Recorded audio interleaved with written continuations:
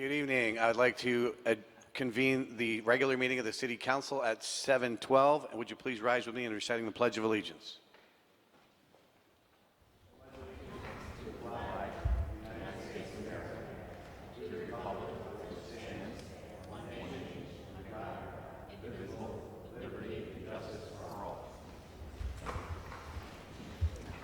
First item on the agenda is the agenda. Councilor Busher. Yes, I'd like to move to amend and adopt the agenda as follows. Note the checklist for consent agenda item 4.39, communication, Rebecca Reese, lead program specialist, and Brian Lowe, chief innovation officer, regarding early learning initiative, capacity grant slate, and first step scholarships update per Rebecca Reese. Note drawing for consent agenda item 4.44, communication, Jean Richards, Director of Aviation, regarding request to approve acceptance of a grant with the FAA and the contract with the FAA Technical Operations Section for construction engineering, construction oversight, and flight check for the installation of new precision approach path indicators, TAPIs, for runway 19 as part of the taxiway G Phase 2 reconstruction project per Marie Friedman. Add to the consent agenda item 4.54, communication, Megan E. Tuttle, AICP, regarding notice process for zoning amendments with the action to waive the reading, accept the communication, and place it on file per Councilor Bushor. Note corrected version of agenda item 5.14, resolution, reports and ongoing communication on UVM's progress towards housing undergraduates on their Trinity campus and other potential housing sites. Councilors Paul, Shannon, per City Attorney's Office. Remove from the consent agenda item 4.51, resolution, updating and improving city policies related to food trucks and street side vending, License Committee, and place it on the deliberative agenda as agenda item 5.15 per Councilor Bushor. I so move. Thank you, Councilor Busher. Second to that motion? Anybody want to make a second? It's Councilor Pine.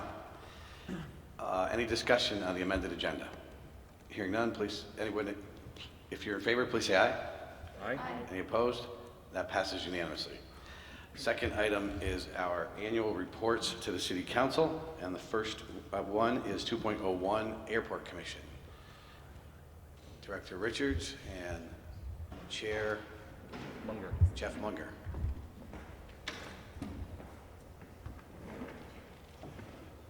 Good evening, welcome, thanks for being here. Good evening, President Wright. You need to pull the microphone and have it right All right, on you. good evening. There you go. And fellow commissioners, and good evening, Mr. Mayor. I would love to say you that things couldn't get much better at the airport, but Jean here would remind me that it can always be better. I hope you've had a chance to look at the commissioner's letter that we sent you. It's been an extremely wonderful year out at the airport. I mean, from our financial stability, just to give you an idea, at the end of June, we were, a little over 300 days of cash on hand. When I joined the board, sometimes we measured that cash on hand in hours, believe it or not. You know, both the credit rating agencies have given us increases and a stable outlook. As Councilor Busher was talking about amending the agenda with some of the monies in the construction that's been going on at the airport is phenomenal. Gene and his team have gotten so much money from the FAA for much needed projects, from fixing the aprons in front of the terminal, fixing the garage, which was had deferred maintenance for years, to completing the biggest important thing is Taxiway G, which is a safety feature. And, you know, remember that the FAA they don't really care too much about our enplanements. What they really care about is the safety of our airfield, because it's all about safety with the FAA. Speaking of enplanements, they are off the charts. You know, I don't think they've been this good since, well, at least 11 years or so. And that's because of Gene and his team's hard work to get new service, more daily service. We've added Orlando, we've added Denver with Frontier, who jumped on board with us, and they have re-upped. And so we will have Orlando and Denver again, and also, is it American that is also increased the size of their planes, which has helped with our enplanements. One thing that's little known that I'd like to mention is that the airport and Gene have reached out to nonprofits, giving them space so that they can come and do fundraising. And in the last year, these organizations, Lund, et cetera, were able to raise $160,000. And I think that's a wonderful thing. You know, the airport is not considered as a place to hold meetings in public space, but guess what? We have the room, and we do a good job. With that, if I left anything out? No, done well, thank you. So do we have any questions that? Questions from the City Council? Councilor Busher. I don't have a question, but there's something that you didn't state, which is that in this coming fiscal year, you're going to celebrate the airport's 100-year milestone, which I think is really significant. And I look forward to seeing every month what the celebration will be like. I think we're all very thankful and appreciative that we have access to an airport that can take us places that we need to go, and that we don't have to travel to New York, well, Albany or Boston or Montreal. We may sometimes select to do that, but we don't always have to do that because we have access directly here. And it's really important for our economy, for our state. So I just wanted to just acknowledge that. The other thing I did want to ask just briefly about was that could the director just state, I know we are no longer purchasing homes to deal with the noise issue, but we are now in the process of soundproofing. And can you just speak to that initiative just briefly? Sure, it was with the Can you mayor's. pull the mic closer, because somehow or other it's not. It was with the mayor's direction, one of my first initiatives and the support of the city council to stop that program, you know, of using home purchases for noise mitigation. So the new program, we just, as you know, and probably have read about the new sound maps. That was the purpose for ordering these sound maps, and was to participate in the new sound program, which we're hoping to do. We've had extensive discussions with the FAA about not wanting to purchase and remove homes. You know, that is their preferred method, but ours in Burlington is to retain housing, and we have stressed that. So our new goals will be to insulate homes with new windows, doors, and insulation, potentially even air conditioning. And we hope to start writing grants and having something within 24 months. The program still needs to be worked on with all the surrounding communities to make sure that we have an agreement on the right way to implement this program and make sure it's fair and equitable to all the surrounding communities. So that's roughly where we're headed and roughly the time frame. Okay, thank you. Thank you, Councilor Busher. Councilor Tracy. So thank you for the report and all the great work you're doing at the airport. One of the things that we've heard increasing concern about, and I think Councilor Busher was playing on that a little bit was the increased concern around noise around the F-35s, and I do appreciate the the information you provided around the FAA program. I'm particularly interested in how the commission sees its role in basically engaging with communities that are going to be impacted by the arrival of the F-35, and how they're going to really be trying to support those who are dealing with what will be a louder plane over the next year. Well, in each of the meetings we've had, the open houses, both Vice Chair Keogh and myself attend those, and we're there to lend support to our consultants, as well as Gene's team, and as well as the FAA. So we are there at the open house meetings. I have met with the folks from Winooski. I've met with the folks from South Burlington, and I forgot to mention that the community relations has really gotten much better with South Burlington. And I think that's because we have better communication. You know, South Burlington has a seat, and we are very fortunate that we have the chair. Helen Reilly represents South Burlington on our commission, and it's made a 180-degree turnaround from what it was a couple of years ago. Okay, thank you very much. Thank you, Councilor Tracy. Councilor Freeman. Thank you, President Wright. Thank you for your report. I had a question. So, you know, unfortunately, we've come to a point where the growth of the airport is sort of inversely correlated with reducing greenhouse gas emissions. There's a real tension there. And so I was wondering what the role of the commission might be in reviewing that issue and really considering how we can reduce greenhouse gas emissions at a critical time, sort of in our history, that we need to address this. Yeah, go ahead. I can assist with that. Sure. So, first of all, the airport doesn't decide, but we do work with the airlines.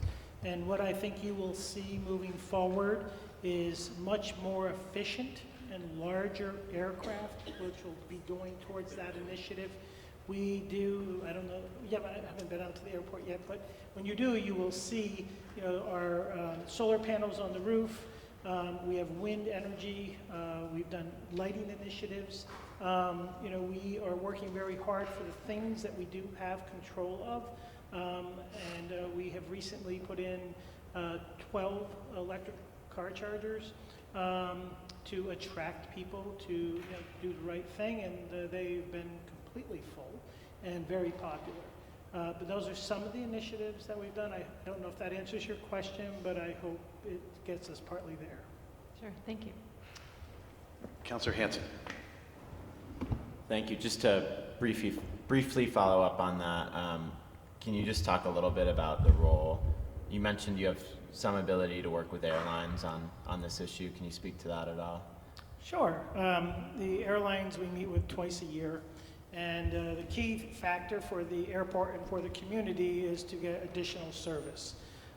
That's our number one initiative, is to get affordable and better service. And what we've worked on, I would say the last 7 years, is getting competitive service so that the price point for the average person who uses our airport is cheaper. As far as another thing that it does by providing more affordable flights is it keeps people from driving to fly. So when we have a better, more attractive flight, such as Frontier, you know, many families will drive to fly so they can afford it. We're now offering that venue, so instead of people driving to Manchester, Boston, Albany, or Montreal, they fly right out of Burlington. So I think by having those types of initiatives, having the newer aircraft that will be coming in the next couple of years. You know, we met with American just 2 weeks ago and talked about that. And many of them have like 20 to 70 aircraft on order, which Burlington will benefit directly from. It doesn't mean we will get those, but they're working towards that, and we're working with them on that to have that service. Thank you. Thank you, Councillor Hanson. Councillor Jang. Thank you, Council President. And I have two questions, one for each one of you. So the first one is a comment to Mr. Munger.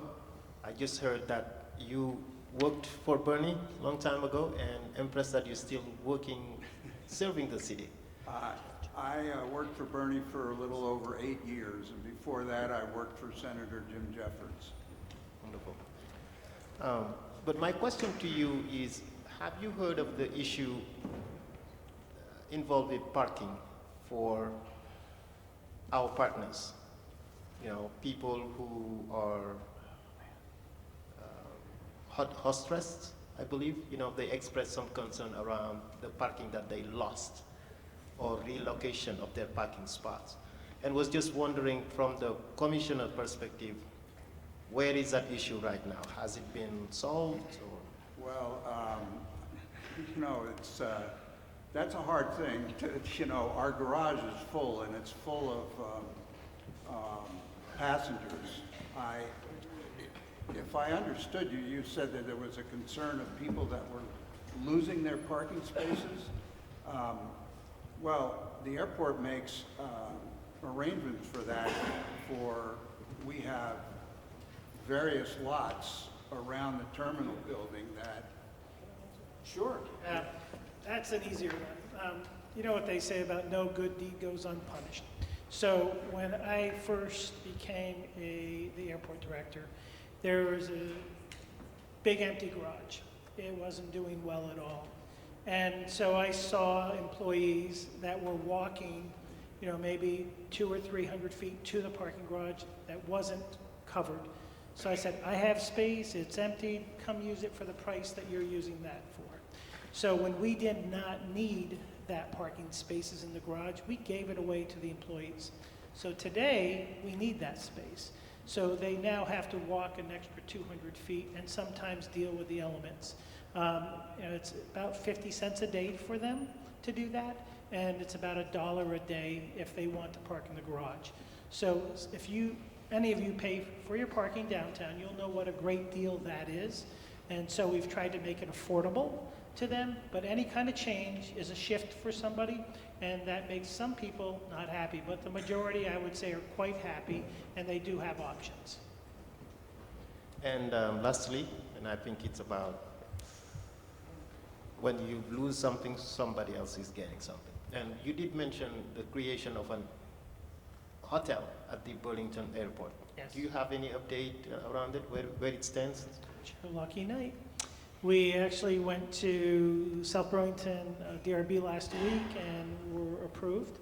So they are anticipating on breaking ground within 60 days and having it finished within 9 months. And that hotel will be just as you drive into the airport on the left-hand side between the flagpole and the parking garage. That initiative by itself is using land and our current land very efficiently rather than spreading ourselves out all over the place. It also makes it very convenient for customers to utilize the parking garage and to use the terminal. It makes it safer and better for everybody. Thank you, Councillor Jang. Any other questions from the City Council? Hearing none, thank you very much for that report. Thank you. We appreciate it. Great work. Keep up the good work. Old airport, by the way. David White just gave this to me. This is the old airport. So Nice. we've come a long way. Wow. Thank you all very much. Thank you. Thanks for the great work.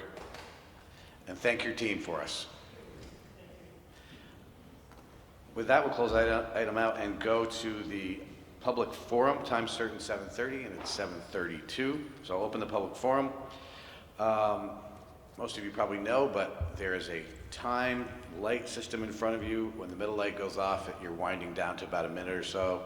When the red light goes off, you need to wrap up your last sentence so that I don't have to cut you off. If anybody wants to speak, I have a number of people already signed up. if anyone else wants to, sheets are over here in the corner table. Bring them up here to the clerk's office and they'll get them to me. With that, we'll open up the public forum with the first speaker being Todd Spellman, to be followed by Sabina Haskell. Good evening, Mr. Spellman. Welcome. Good evening. Can everybody hear me okay? Okay. Thank you very much for giving me the opportunity to speak to my community. I'm going to read. I have a lot to say, so I'm going to read through it real quick, and hopefully I won't get cut off. As I said, my name is Todd. I'm a husband, a father of 2 boys that go to Edmonds Elementary, and I'm a 13-year resident of East Ave in the Centennial neighborhood. And over those 13 years, our quality of life has been significantly impacted by the presence of Trinity Campus and diminished year after year. This isn't a once-in-a-while thing. This is an every single week in, week out, weekend issue that we have to deal with. There isn't a weekend that goes by that I don't have 10, 20, 30 kids on my front porch, walking up and down East Ave, congregating in the parking lot across the street, waiting for Uber or Lyfts, okay? This is not something that should be taken lightly by a counselor from another ward who's introducing a resolution tonight suggesting we put more students at Trinity Campus. Every single weekend I'm picking up broken bottles, used condoms on East Ave, smashed furniture, my flower beds are trampled, our furniture is stolen off the porch. It ends up on Trinity Campus. The noise volume on Thursday, Friday, Saturday nights is unsustainable. We've tried everything, noise canceling machines. We've gone so far as to get new windows for thousands of dollars, okay? We've put every penny into this house to make a safe home for our kids. And the far reach of UVM and the medical center is having a significant impact on our quality of life. UVM's prior study specifically states in their top 10 finding, number 5, Trinity Campus is not an appropriate location for most undergraduate students, especially first years. These are young kids who've lived at home their whole life, and then we cram them off campus in Trinity Campus. They have nowhere to go. They wander the neighborhood. UVM wants to get students on campus where they can be held accountable. Putting undergrad students on Trinity Campus is not the answer.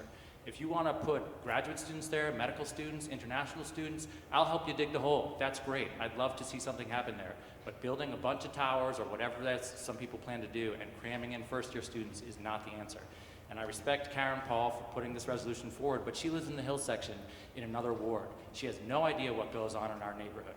How many nights a week does she have to clean up broken bottles or call the police or have to step over used condoms on Crescent Street?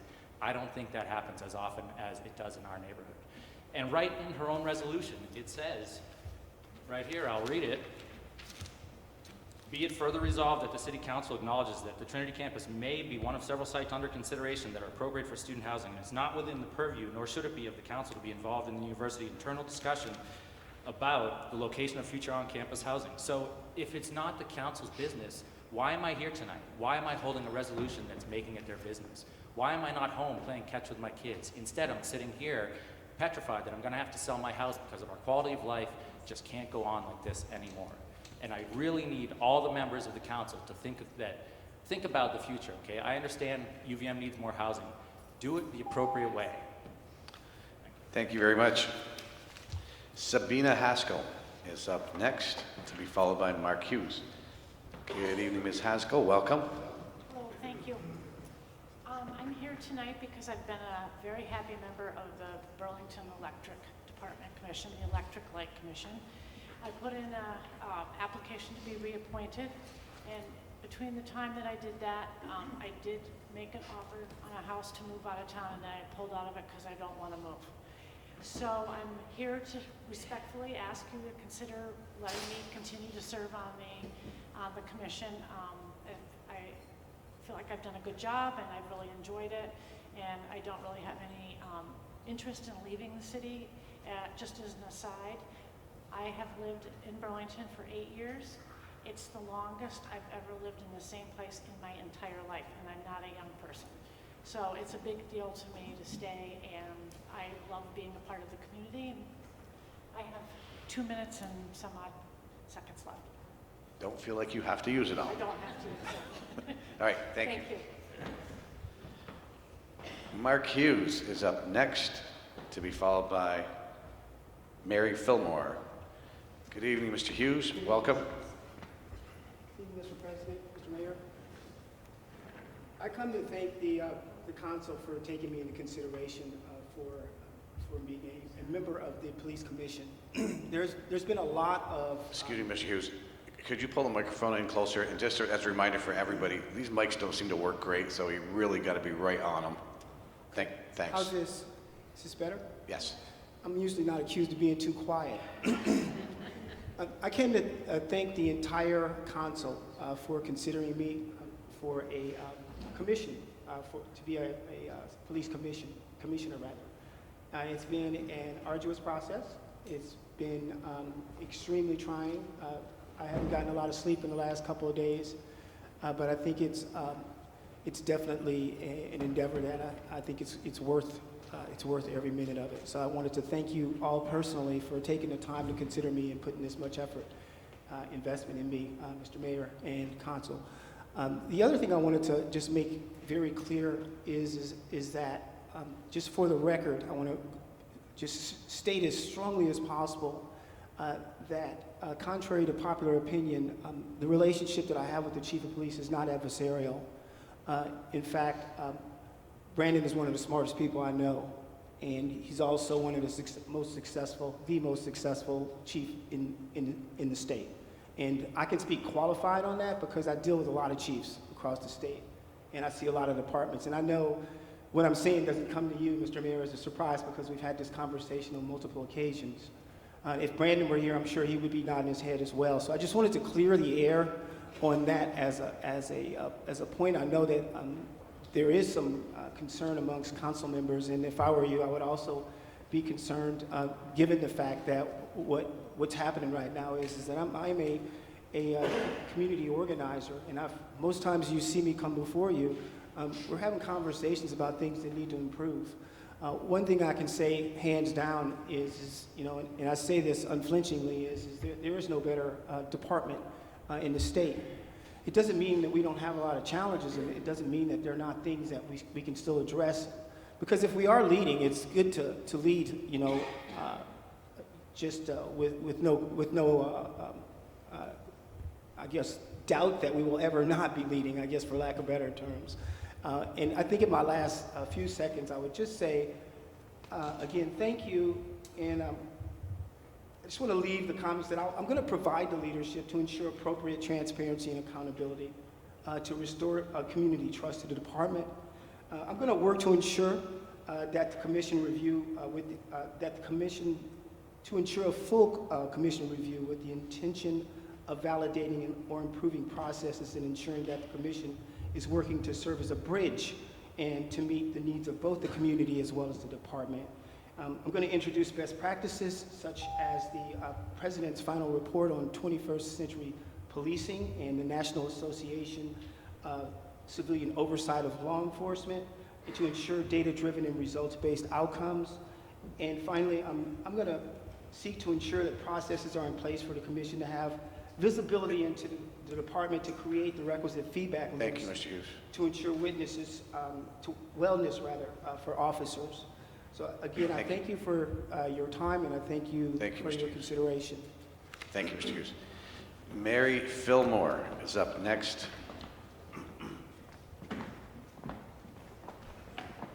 Good evening. Welcome. Good evening.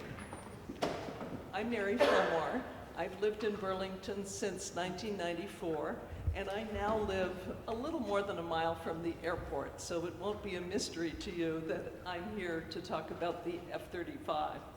I was looking today at some of the industry publications, especially Defense Weekly, and this month they are saying now that there are 17 Category 1 flaws in this aircraft. These are things like not being able to see at night if there's a little bit of starlight. These are things like not being able to fly the plane at full speed because it might affect the stealth coating. So these are pretty basic things that are still unaddressed with this plane. And they say the Pentagon is trying to get these things resolved before going into production mode, but it's not sounding great.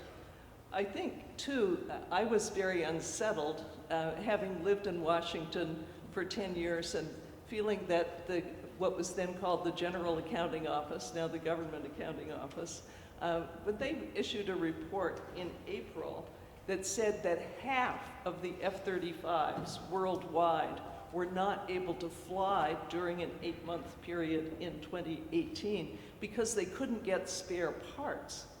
This does not speak to the competence of Lockheed Martin.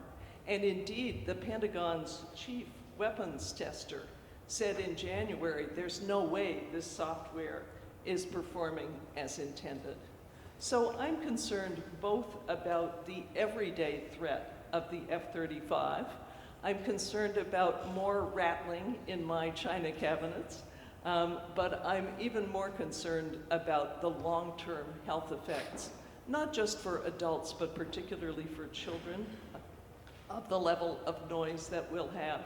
And of course, as someone who knows people in South Carolina who live near the rural area where the F-35 crashed, I'm also very concerned about what an accident would mean in our community, which is not rural.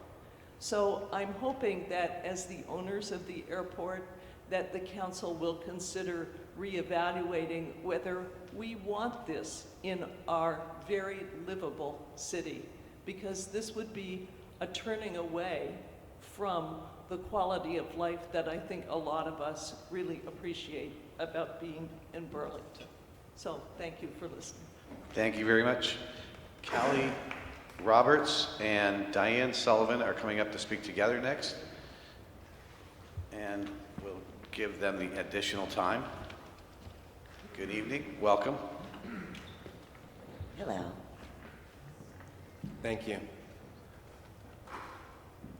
Matthew Thorson was a photographer who lived and worked in this community for the better part of 30 years.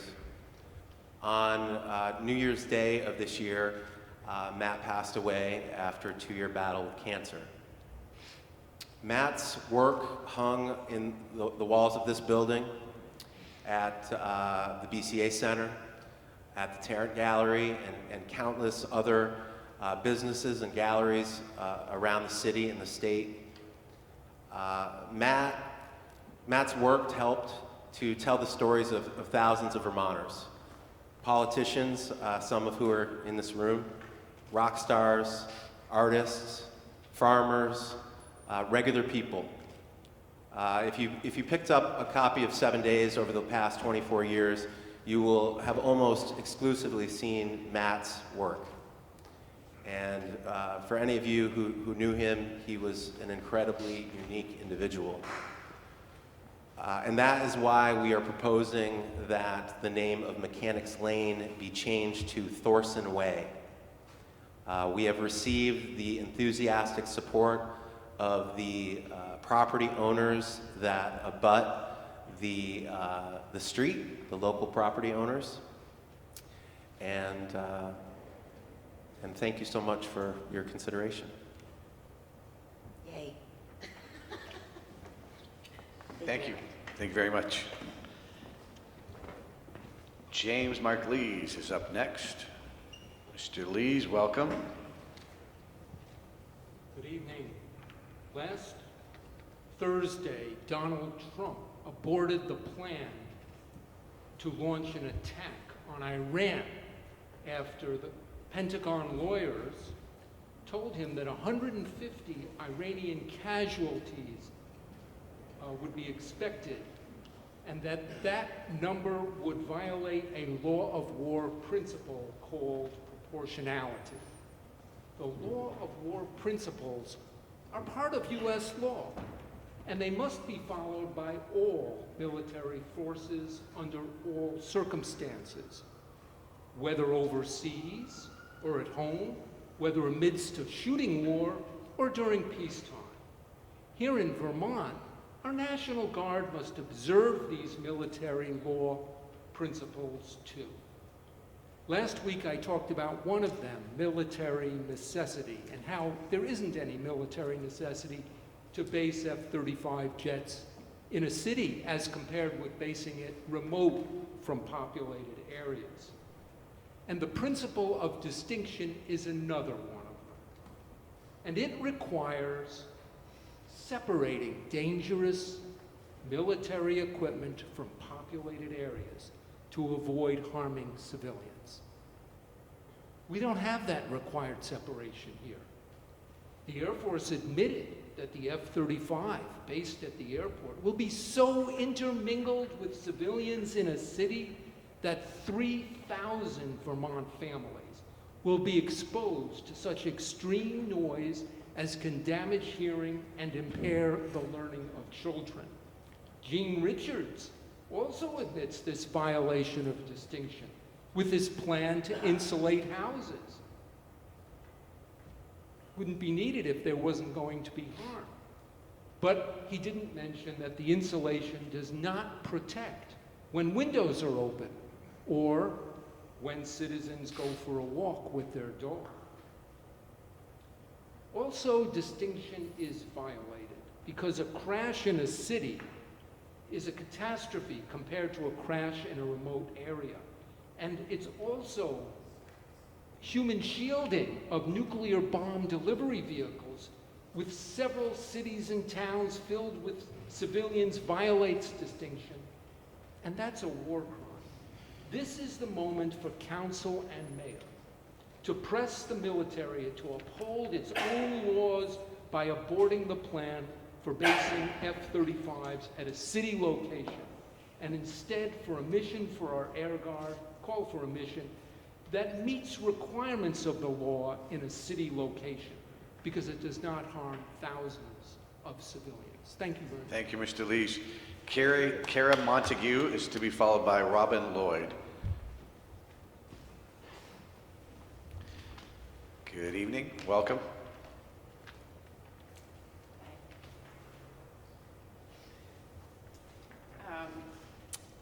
I'm here to talk about the F-35s as well.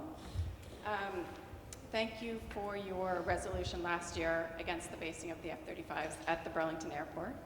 I urge you to please continue to fight for the majority of residents who do not want these planes at the airport. I live in Winooski. Sorry, I'm going to take just a minute to gather myself. Okay. I live in Winooski. We live under the flight path of the F-16s and the potential flight path of the F-35s. I have great concern that the arrival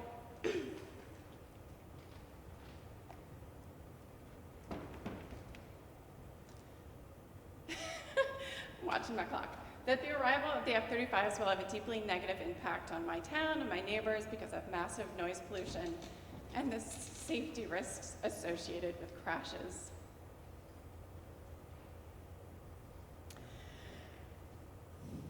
Okay.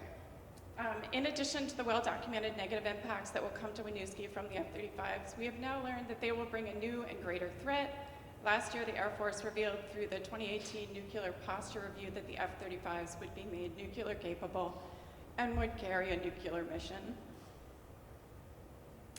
I know we've been told that the F-35s that are scheduled to arrive in Burlington will not have the wiring to carry nuclear bombs, but we've also been told that they will be upgraded possibly sooner than we thought.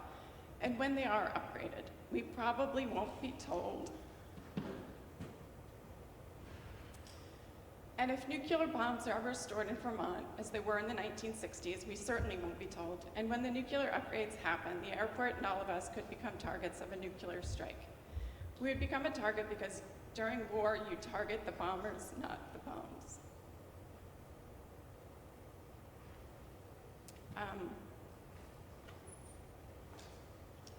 I know in the coming weeks there will be a resolution brought to you guys asking you to stand up against this nuclear weapons system, and I urge you to pass it. I firmly believe that the F-35s are not a jobs program. They are a weapons system of mass destruction. Thanks. Thank you. Robin Lloyd is up next, to be followed by Casey Sears. Good evening, Ms. Lloyd. Welcome. Well, thank you. I'd like to especially thank Joan Shannon for, oops, I'm trying to read from an iPhone for the first time. I'd like to thank Joan for responding to my concern at the last meeting about firefighting foam and the polyfluoride substances, or PFASs, that have been found at the Burlington International Airport. Joan asked for advice from Gene Richards, and he provided responses from Colonel David Smith, who is commander of the 158th Fighter Wing. He says there is a new EPA-approved firefighting foam in 2016 that will be replacing the legacy foam. But is this any real improvement, or is this just another member of a family of toxins? For cleanup and mitigation of the legacy foam, Smith assures us that an expanded site inspection is in process in coordination with the Vermont Department of Environmental Conservation, the Air National Guard Readiness Center, and the defense contractor, Parsons. We need to insist on public access to this report. Also of concern, does the Stealth F-35 have to be washed down after each sortie and repainted with the Stealth formula paint? According to some sources, this is a very arduous effort. And there again, one wonders, what happens to the waste chemicals washed off the plane? The foam issue predates the F-35, but the F-35 will bring new problems. Wouldn't it be better to look for a different and healthier mission for our boys and for our community? Thank you. Thank you, Ms. Lloyd. Casey Sears is up next. I may have the name pronouncing it wrong. Casey? Oh, wait, before you hit the button, let me kind of help you out. I'm going to help you out. You have to, Sears, you have to speak on the microphone for the Channel 17 and the audience. All right. See these bags, okay? These are names of your judges, these are names of your masons. And I do believe in this last piece right here. No, wait, that's not Miss Lockman. For as long as I've been homeless, I've presented every case. Everybody's laughed at me. Hopefully everybody thinks it's funny. Every time I drop information, guess what? There's a phone call made. I have to make phone calls. You know what's going to happen is that somebody's going to get massively hurt. See all this information in here? This is over the illegal immigrant that hit me. That documentation right there just opened the attempted murder file. These documents that sit right here, saying that I'm some retard on the street, and I will say thank you. I just pulled out another tooth the other night with no Medicaid. I really appreciate it, and thank you. And I really say thank you. I just crapped myself the other night because I had a seizure. Guess what? I don't have a job. You guys have made it that bad for me not to have nothing. You have trashed my life so bad. Right now, I'm sitting in somebody else's house. Guess what? He just told me I had to pick up his cat shit. Well, let me help you out with this right here. See this document? This is my immunity files I've been throwing at you people, and you guys say you're gonna laugh at me like I'm some retard. I'm really tired of this shit. Audios, videos. Judge Reese is a Mason. That seems kind of funny. You wanna know why? Because one of the other Masons that is a judge just happens to be, let's see, Judge Gomez. Oh, Judge, guess what? Judge Gomez is married to Dr. Gomez that had to do with my dad back in the day. My life history has been living hell since I've been in the state of Vermont. I've been trying to get out. Weinberger, you didn't do your job. You couldn't do your job, and you, I already had you on every other documentation saying, hey, because my uncle sold coal for a senator, that means I got to pay for it. I pay for every criminal act that sits underneath the state of Vermont. And just 2 nights ago, and I say thank you very much. 2 nights I have carried on me, I had a Somalian come up and wanted to attack me. Your Burlington Police Department says, who has been attacking the homeless? Okay, well, have a Somalian come up, hit me in the head. And when I come off that, because I got a traumatic brain injury and the state of Vermont already knows it, or if I have a seizure in somebody else's house I'm supposed to clean up after, you contact the Humane Society because you guys are treating me like an animal. I've been forced out in the streets. I've been having to sleep in tents. in my federal files, in my documentations, by cops, by themselves, Mr. Sears is not to be in a tank. He's not supposed to receive our services. He is not supposed to be here because of his medical and mental health conditions. That means if anybody lays a finger on my pot that I'm supposed to medically have, guess what? I don't have any medical pot no more. In documentation by my mother Betty Sears, that just got screwed for landlords and think he's I'm idiots. I got the name of the criminal. I got the name of the little criminals through your court, Tom Aberley and a bunch of others sit right here. Every time I walk in here, everybody thinks I'm some little idiot. And I've had it. Thank you. Thank you. Thank you. Hopefully y'all enjoyed the clown show because you're looking at them all.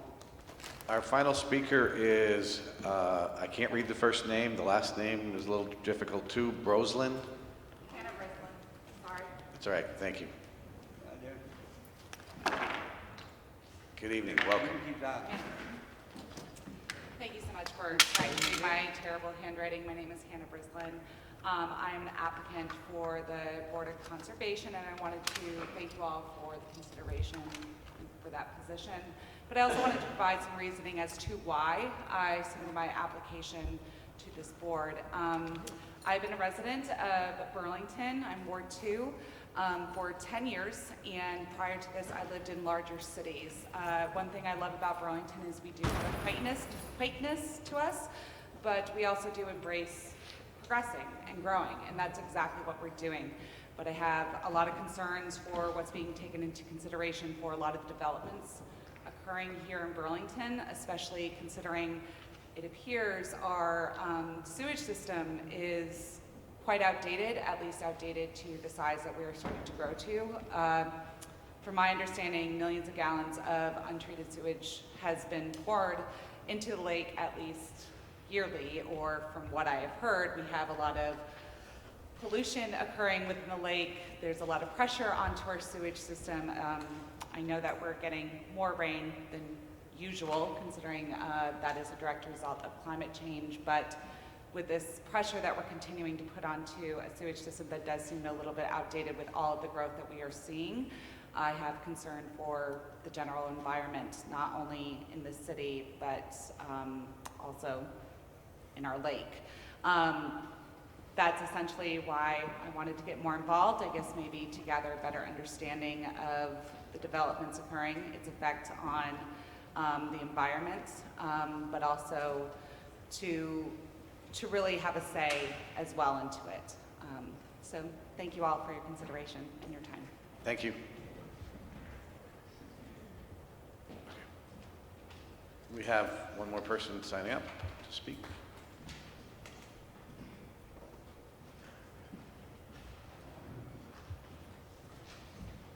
President Ray. Mr. Mayor? Just thought it might be helpful to note too that when we get to the appointments part of the evening, candidates who are here would like to speak to the body will have an opportunity to speak then as well. Great. Wait. Okay, with that, we will conclude tonight's public forum. Back to the agenda for item number 2.02, which is a report from the Police Commission. Good evening. Good evening. Commissioners Ash and Commissioner Hart, welcome. Thank you. Good evening, councilors and Mr. Mayor. Chief Del Pozo will not be joining us tonight. He's on a much-needed vacation that was planned a while ago, but we figured you'd heard a lot from him, so we could still continue with our commission report.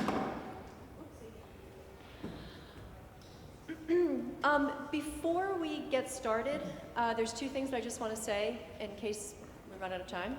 One is that I know there's a big decision for all of you tonight as far as commission appointments. I've looked at all the applicants. We have a really good pool of really qualified applicants. And I'm speaking for myself, and I know Vice Chair Hart and also Commissioner Dunn, that we trust your decision, and whoever is nominated, we will work wholeheartedly with to continue to move the police department forward. So I just wanted to say that I know it's a tough decision, but we're looking forward to seeing who it is.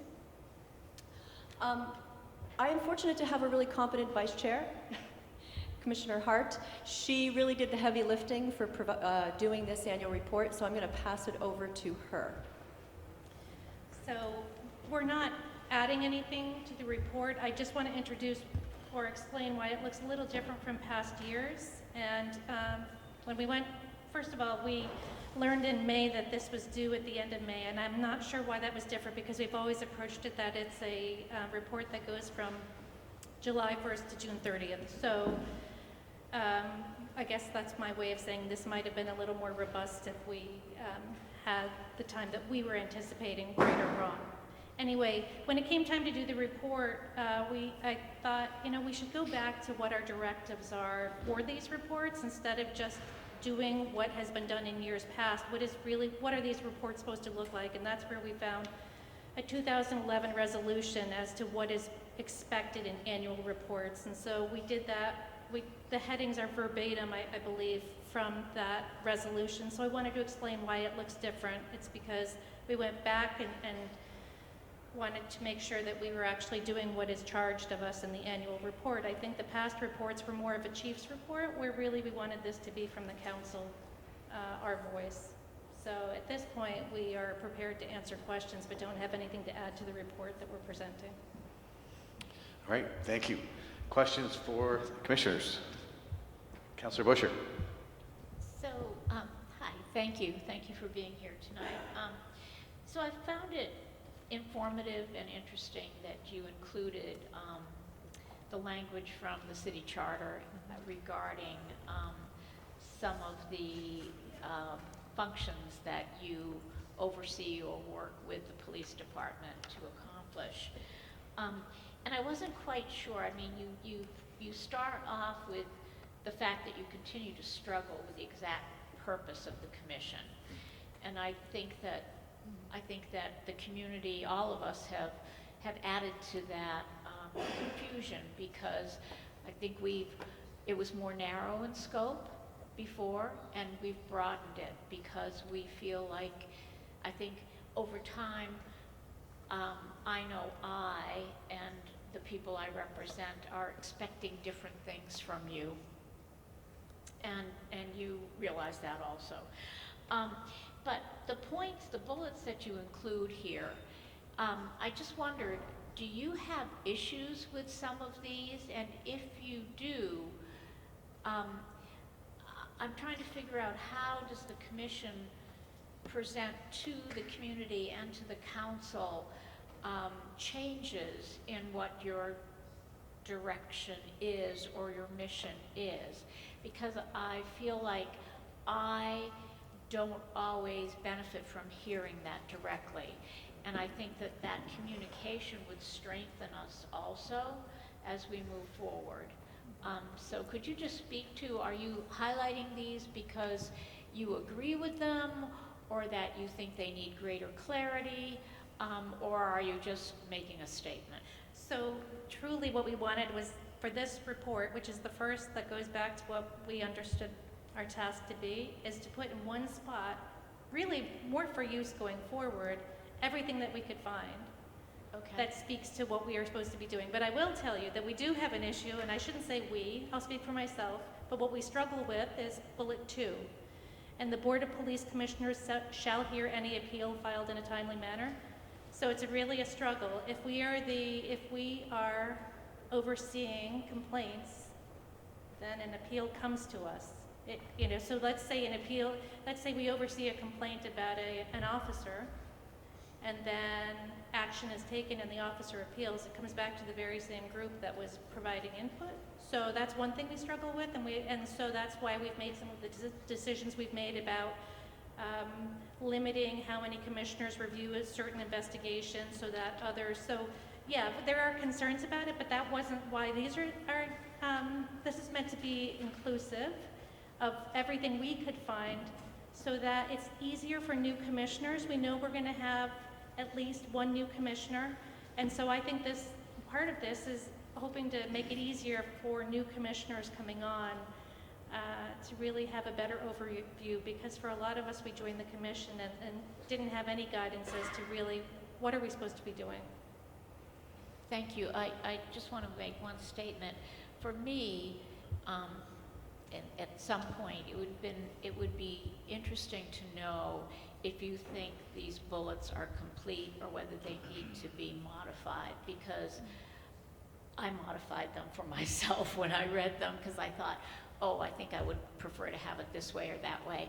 So I think that that's the kind of dialogue that I was trying to understand. But I appreciate you putting it all on one page, and for me, I'll keep it. So thank you. Thank you, Councilor Busher. Other questions for the Police Commission? Hearing none. I think, I have one comment to make, and it's regarding and the members of public safety will know what I'm talking about. There is the role, we have been piloting a project, the role of the Police Commission in citizen complaints. And we've piloted that. We asked for an extension because we had Commissioner Harp join, and he wanted to actually participate in that so he could give feedback. And then we've been twice back to public safety with some revisions. We're ready to go back to public safety. But that said, we've still been actively doing the pilot. And part of what we've indicated in the pilot, I think to Commissioner Busher's point, is that twice a year we will come to you and discuss the number of complaints, where we can, the nature of the complaints, and how we think the process is going. It's from fiscal year, so I anticipate us coming back at the end of this fiscal year with some more detail around that. And the Public Safety Committee has requested that we do that twice a year, not just once a year. Thank you. Councilor Tracy, then Councilor Freeman. So under point number 5, you talk about reviewing steps to increase transparency around the department as a commission. And it just sort of talks about it in generalities. I'm wondering the degree to which you've gotten specific at the commission so far, and if so, what that looks like, and then also what ideas you have for the commission to be more transparent with the public, specifically about cases of excessive force.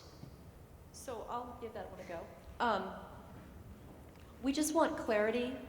There's a little bit of, we feel that, or I feel, everybody can speak for themselves, that in executive session, there's full transparency. Any videos that we want to look at, any questions that we have, any experts that we think that we should be talking to, everything has been wide open. Where it comes to transparency with the public, we just need some clarity around the labor laws, because we've been, sometimes hands are held tight because of labor laws with city employees and not wanting to mess up an investigation. So I know the public wants more transparency. There's just, I guess we need a little bit more clarity on what we can talk about and what we can't talk about. But I will tell you, in executive session, I haven't felt that there's been any holding back by the leadership of the police department. Thank you. My other question is that is with regards to discipline. It says in the report you referenced providing advice on disciplinary matters. In a number of cases that have been in the news recently, I've heard from community members that they feel that the discipline that was given to officers who had used excessive force was not commensurate with the harm that they caused. And I'm wondering if you feel that the disciplinary standards and the disciplinary punishments that are meted out are commensurate with the harms that we've been seeing, and if that needs to be revisited in the union contract. So we won't speak about any specifics. I think we would all agree that we can't get into specific cases. In terms of the discipline that has been meted out, there are so many factors in that, and we are advisory, right? So I don't think we can speak for the council on this, because in that room there are so many different opinions on what is appropriate. So that's the difficulty here, is as individuals we could speak to that, but as a commission in our executive sessions there are 7 different voices with 7 different opinions advising the chief and the deputies on what we think is appropriate. Okay, well, would you be willing to at least share each of your own perspectives on that question? Sure. I mean, although we had 7 different opinions, we really spent hours and hours and hours discussing them, and can't discuss all the facts. So it's really difficult when you see a smidgen of the details but don't have the whole picture in making decisions. So I am comfortable with the level of discipline based on the information that we shared and chewed on in that meeting, and I can tell you there was not a one dissenting voice that was really against it during those meetings, at least that anybody that spoke up. But there's just, I think honestly, if I had seen the videos, I'd be thinking the same thing that a lot of people are thinking. I really would. But I don't know if it's a privilege, the burden of really digging in deep and understanding and digging into it. And I can say personally, I was comfortable with the discipline that was given. And I think precedent plays into it. So as Commissioner Ash is implying, on the surface it might seem a certain way, but when you've got precedent and previous actions, those have to go into consideration too with what we are recommending. And that's considering that well, I won't speak to the specific cases, but. Okay, thank you. Thank you, Councilor Tracy. Councilor Freeman. Thank you.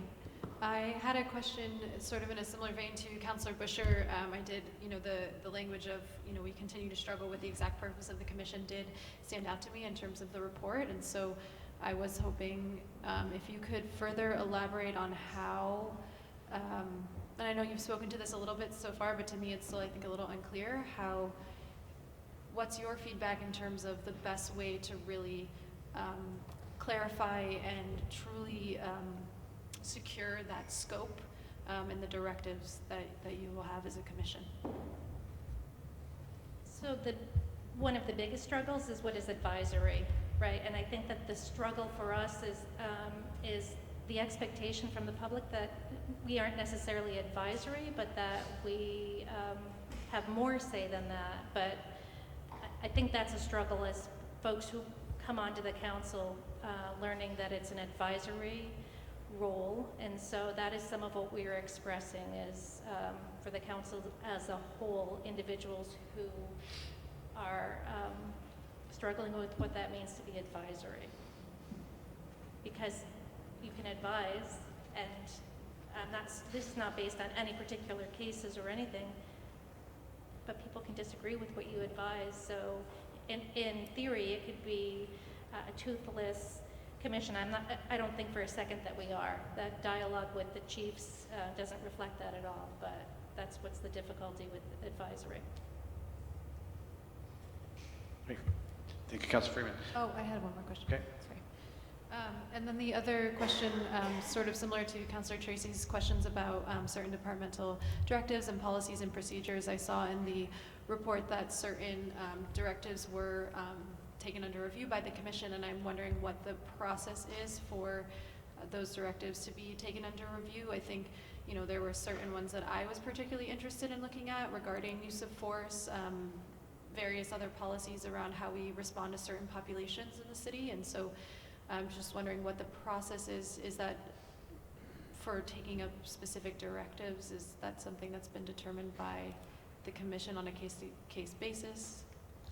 So our experience has been when a directive is going to be amended or adopted, we are asked to review it, and sometimes that has required it to go back to the department for further drafting or revision over multiple months, and other times we are comfortable with and these are open meetings, so these are during our monthly meetings. We have the dialogue about the directives.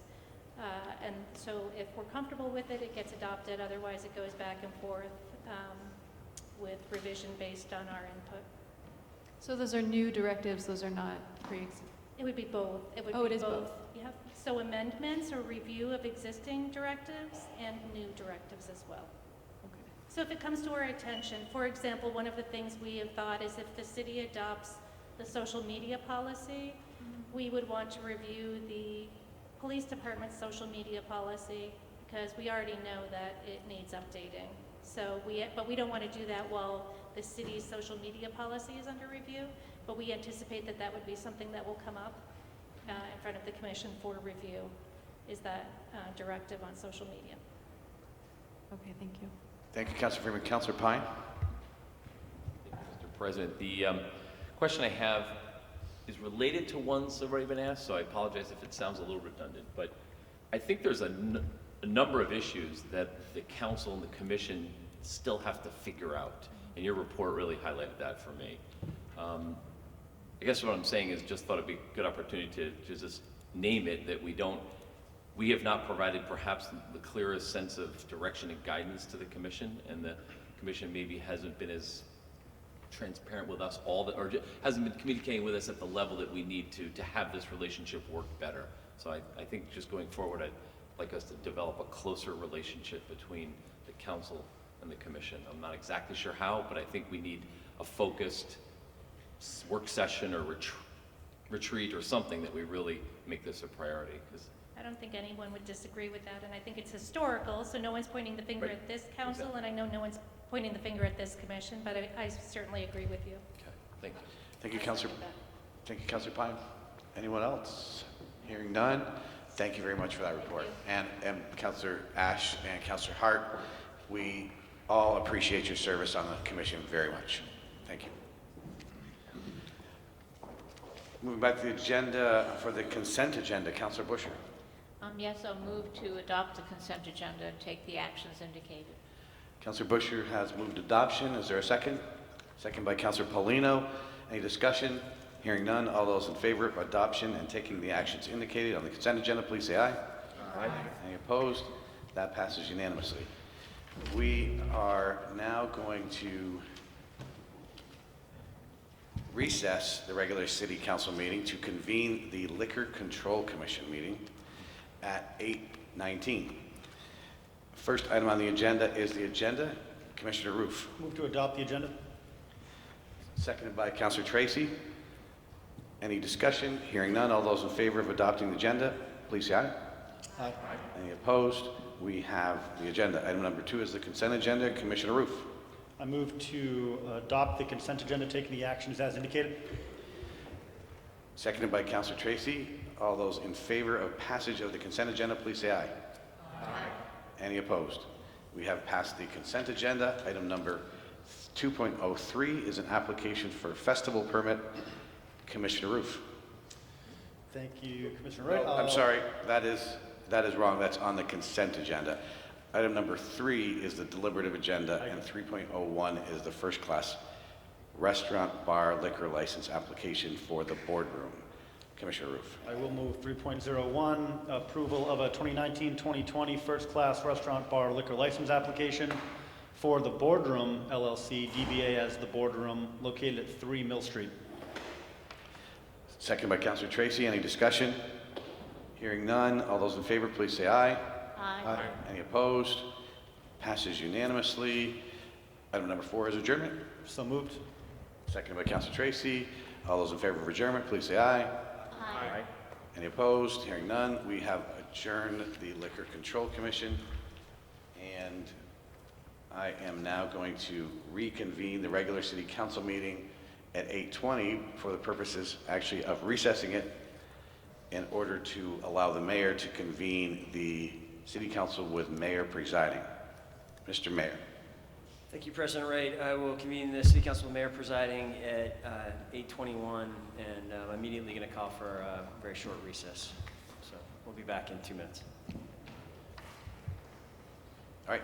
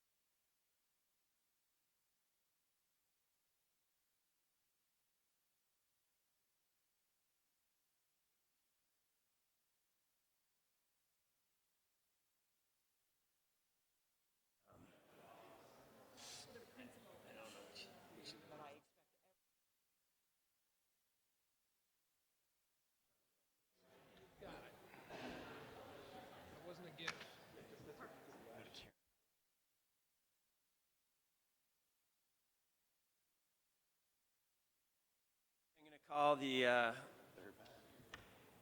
meeting back into order, 8:26 p.m. Councilors, take your seats, Mr. Mayor. And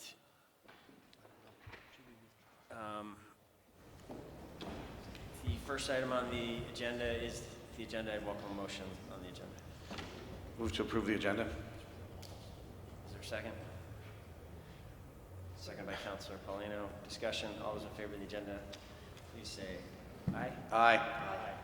Any opposed? Motion carries unanimously.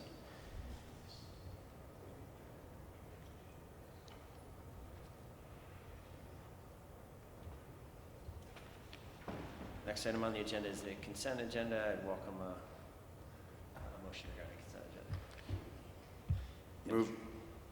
Move to approve the consent agenda and take the actions indicated. Thank you, President Ray. Seconded by Councilor Paulino. Any discussion? All those in favor of the motion, please say aye. Aye. Any opposed? The motion carries unanimously. And now, this brings us to a long list of board and commission appointments, and I know a number of applicants have taken the time to join us tonight. I know we've heard from a couple of them already. I'd like to welcome any other applicants who would like to address the City Council before the voting tonight. You're invited now to come join us at the table. I know we'll let you guys work out the order informally here. So, thank you. Welcome, Zachary. Thank you, Mr. Mayor. So, and we're gonna just, in the interest of time, if you keep your marks under I'll be less than 3 a minute, minutes, I that'd be promise. great. Hi, everyone. My name is Zachary York. If you don't know me, I don't know where you've been. I had signs everywhere at one point. I'm applying to be on the police commission. I'm just looking for a way to serve the city. I understand it's a very hotly contested thing, and I just appreciate your consideration. Thank you.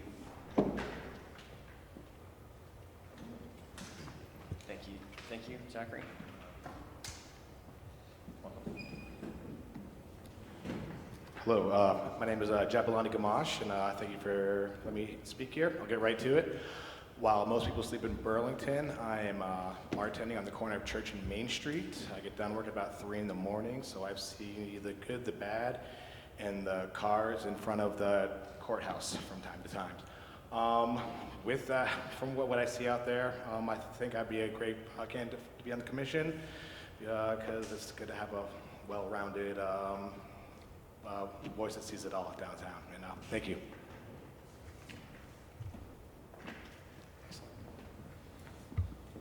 Welcome. Hi, my name is Skylar Nash. I'm a junior at the University of Vermont. I've been a resident now in Burlington for 2 years. I grew up on the south side of Chicago. I'm looking for different ways to get involved with the community. I think I bring an interesting perspective on policing, growing up in the south side of Chicago, coming from a city that obviously is dealing with some of the same problems that we are facing here in Burlington, but a lot of different problems on a different scale. I'd want to bring that unique perspective and experience to the commission and also help to serve as a conduit for conversations with communities and parts of our communities where people are feeling underrepresented and not heard. I think building trust between the department and the communities that they're serving is of the utmost importance for our city because you can't protect and serve people that don't trust you. And it's vital to the safety of our community and to our officers that trust be repaired and worked on. And I'd just be incredibly gracious for the opportunity to work on that. So, thank you. Excellent. Thank you.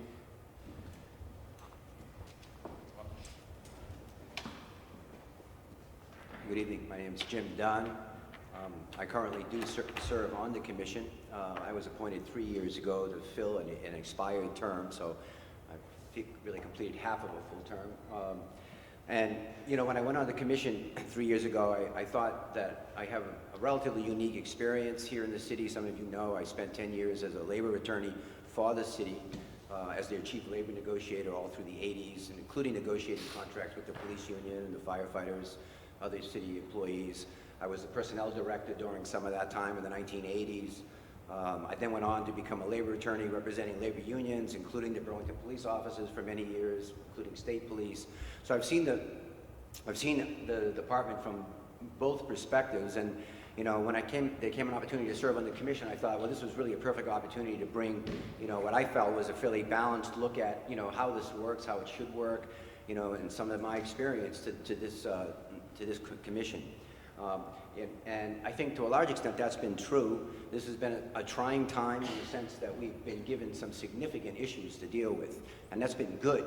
When I first got appointed, I was leery as to just how effective, the commission government can be, and just how useful we can be. But what I saw was that we actually were brought into many of these decisions in a way that I had not anticipated. And one of the unique things about the way our commission form of government works, and it's a relatively unique form, is that the citizen input that goes into police decisions, or the way that the police operate in this city, it happens uniquely before decisions by the department get made, because we are connected to the department. The chief will bring us into, as it's been described, bring us into these deliberations and receive the input of these 7 citizens before decisions get made. And I think ideally that system works in a way that then eliminates, hopefully, a lot of the poor decisions that get made and that the community finds unacceptable. And for the most part, I think it's worked well. We were charged last year with looking at creating some kind of oversight. And the question I had was, well, can we function as an oversight body, if you will, and still be engaged in helping the department make good decisions and manage it from the inside? And I think that's still a legitimate question. And now that we've reached this point in the city where we have this commission or this task force, I think one of the really key issues is this true transparency that we desire in this community. How can it be structured either within the form of government that we have, using the commission, or leaving the commission as it is and creating perhaps another oversight arrangement? I mean, it's open for debate, but this has raised that issue. And there is clearly, I think, a need for transparency and for confidence. I've come to several of the hearings as the issues around this were brought to the commission, and I can tell you that hearing and sensing the fear that people in this community have for the police is totally unacceptable, and it's something that I look forward on this task force to remedy. So thank you very much. I appreciate your support. Great.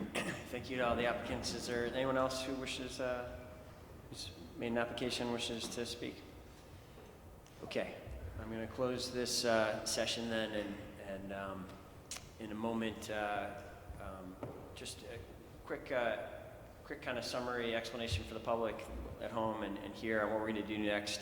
This process is a process that we've followed for the last, 4 or 5 years now, which was different than prior years, where we've tried to really open up this process and make it a transparent and public process as much as possible. And so there have been, leading up until tonight, there have been 3 meetings of a committee that has representatives from each of the parties. I believe the representatives on this year's committee were Councilor Mason, President Wright, Councilor Pine, and the Chief of Staff of the Mayor's Office, Jordan Riddell.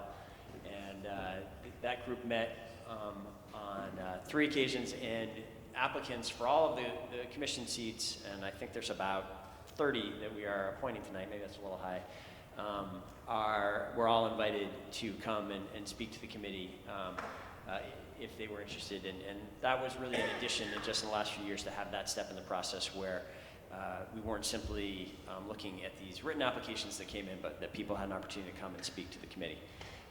That the committee has met and attempted to, and what has been successful in other years, is for the majority of the seats come up with a slate that has broad consensus within the council for action all at once. And so with that, I'd look to Councilor Mason for a motion regarding the slate. Thank you, Mayor Weinberger. I'd like to make a motion to advance the slate as is up on board docs, and then ask for a floor back second after a second. Second. Thank you, Councilor Mason. I think in past years we've actually read the names. You want me to read the names? Okay, so I would advance the following slate to the following positions, and then if there's a second, ask for the floor back. Airport Commission, Jeff Schulman. Cemetery Commission, Jennifer Diaz. Cemetery Commission, second seat, Alexandra Millar. Conservation Board, Rebecca Roman. Conservation Board, term ending 2023, Hannah Brislin. Conservation Board 2023, Miles Waite. Design Advisory Board, Matthew Bushy. Second DAB seat, Ronald Wanamaker. DLB alternate, the slate recommended re-advertising that position. DRB, term ending 2020, Brooks MacArthur. Second seat, ending 2020, Keenan Christensen. DRB seat, ending 2022, Jeff Hand. Second seat, 2022, Zariah Hightower. Final seat, ending 2022, Brad Rabinowitz. Electric Light Commission, Bob Herndon. Second seat, re-advertise. We'll revisit that in a second. Fire Commission, Linda Sheehy. Second Fire Commission seat, Scott Sweeney. Board of Health, Mary Hart. Second Board of Health seat, Julie Hathaway. Library Commission seat, Hemant Gissing. Parks and Rec Commission, John Bosange. Second seat, Vincent Pierce. Third seat to the Parks and Rec Commission, Ben Travers.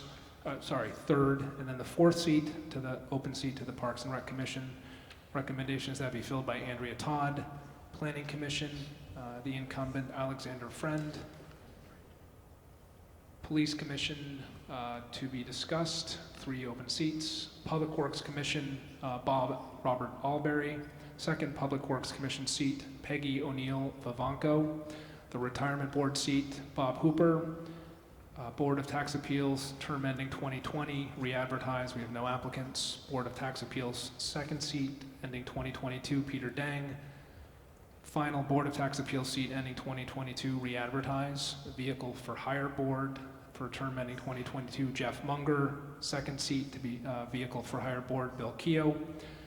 Board of Registration for Voters, term ending 2024, Lenore Broughton. And the final seat is Board of Registration of Voters, Anna Schneider. Thank you, Councilor Mason. I believe President Wright? Second. Sorry, just a point of clarification before the second. I believe, I don't believe you read there's one police commission name that I believe is on the slate, and I think. You're correct. Thank you for bringing that. There are 4 vacancies on Police Commission. The slate recommended advancing Shireen Hart to one of those 4 seats, with the 3 to be determined on the floor. Thank you for that clarification. Second by President Wright. Discussion about the slate. Councilor Pine. So can I have the floor back just for a second? Oh, sorry, I apologize. I had said I would recognize. Go ahead, Councilor Mason. Thank you for that introduction, Mayor. I want to thank the members that were on the committee and Lori Alberg for doing yeoman's work and scheduling, all those large group of people coming in. I just wanted to, for the public's benefit, thank, the applicants. We are blessed every year with a pool that just has qualifications that exceed unfortunately, and sometimes, the city's capacity to get all these people plugged in. I also wanted to it's not always, I think people sometimes are mistaken that it's just a qualifications-based system. The committee looks at a number of factors, including incumbency, and also looks for diversity. I would say, not just racial diversity as well as gender diversity, but also geographic. We are so the committee looks at who's on the commission and tries to ensure that, all areas of the city are adequately represented. It is not an easy task. I don't know, I don't get every single person that I want, and I'm not sure that anyone at this table does. And our advice always is to those who are unfortunately not put on a commission to keep trying. Oftentimes it's, more than one, run through before you're able to serve on a commission. But again, thank you to everyone that takes time and shows up. This is the list of, and the applicants that we got. It's not an insignificant bunch, and thank you to the public for that. With that, before we go in, I wanted to make one amendment. I didn't want to amend the slate because that had been approved. I would like to make the first amendment to add Sabina Haskell to that vacant electric commission seat as opposed to re-advertising. Thank you, Councilor Mason, seconded by Councilor Polino. So on the floor now is the amendment. Anyone would like to speak to the amendment? Doesn't appear so, so we will go to a vote on the amendment. All those in favor of the amendment, please say aye. Aye. Any opposed? The motion carries unanimously. We're back to the underlying motion of the full slate. Would any councilor like to speak before a vote? Councilor Hanson.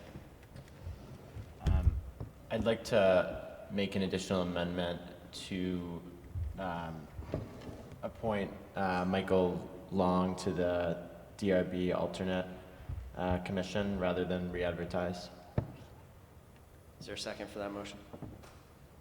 Seconded by Councilor Tracy. Okay. Discussion of the amendment. Councilor Hanson.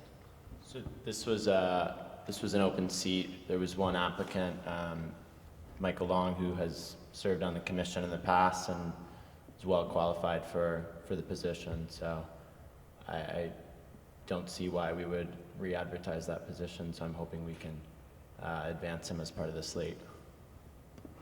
Thank you, Councilor Hanson. Any further discussion? Okay, we will go to a vote. All those in favor of the amendment, please say aye. Aye. Let's do a show of hands. All those in favor of the amendment, please raise your hands. 1, 2, 3, 4, 5, 6. All opposed? 1, 2, 3, 4, 5, 6, 7. Motion fails. And we will go back to the underlying motion. Is there any further discussion of the underlying motion? Councilor Pine.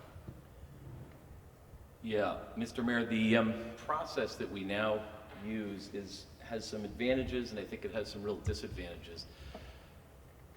To me, the disadvantage is we don't get the opportunity to essentially engage in a give and take. And right now, it feels like we've gotten to the point where we have not able to reach agreement on the police commission. And I'll be blunt about it. This side of the table has a candidate that we support, and we have virtually no leverage in this process at this point. As a group that is a caucus of elected officials, we're at this point, I don't know any other way to get any leverage in this process because of the way we've approached this, other than to say that the slate needs to now be entirely on the table, I think is the only way to do it. Maybe I'm wrong, but if I am, I'd like to hear somebody explain to me how to do that. I don't know how else to go through this process because I'm new to this way of doing it, and it feels like the slate is essentially a way to try to get consensus, but when you don't reach consensus, you then are essentially giving up your entire leverage in the process. Thank you, Councilor Pine. Councilor Mason?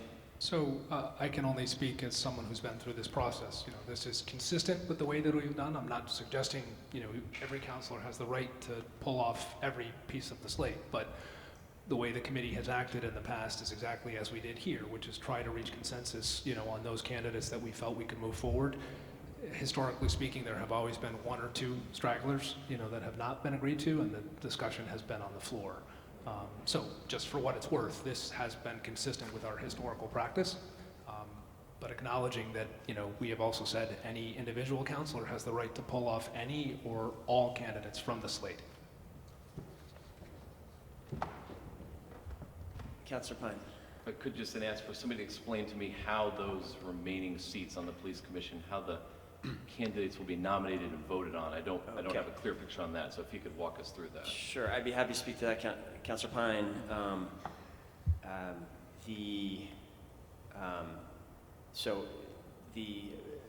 My expectation is, the way we have long handled it is I will open the floor for nominations, and we will nominate, we'll go seat by seat, and we'll vote on each seat, and someone will need to get a majority vote.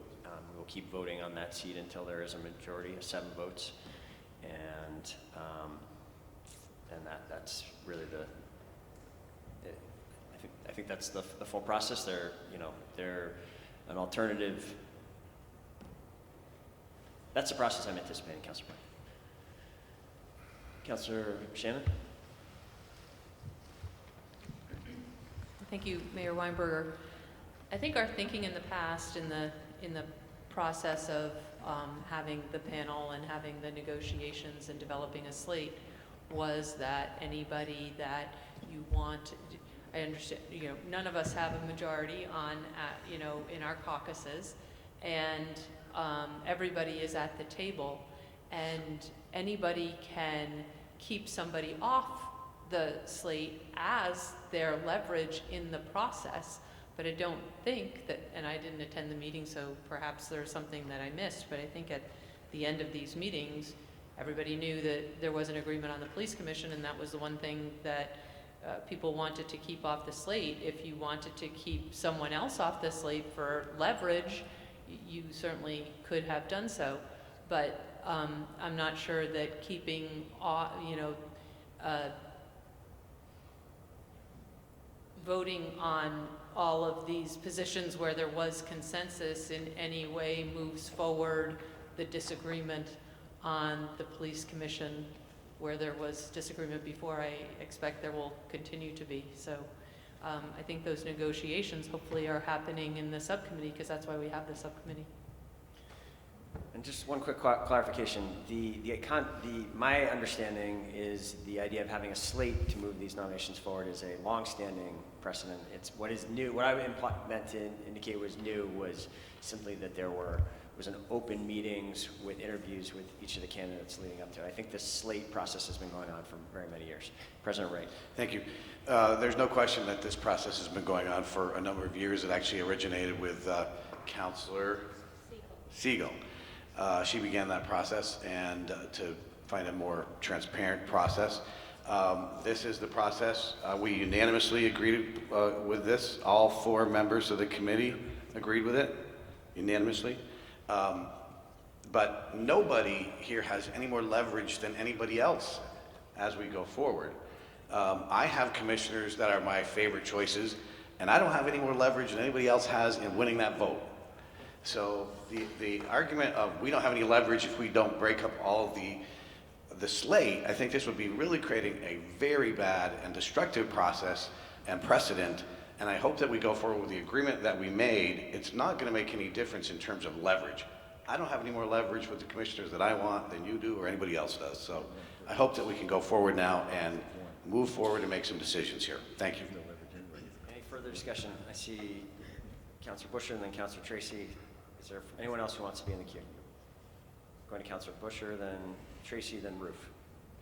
So, Mr. Mayor, the one disadvantage with this when the slate hasn't been decided by the subcommittee is that the subcommittee has had the opportunity to interview the candidates, and those of us who weren't part of it or didn't have the opportunity, didn't take the opportunity or have the opportunity to go to hear the candidates now are reduced to looking at the applications, and some of them are more complete than others.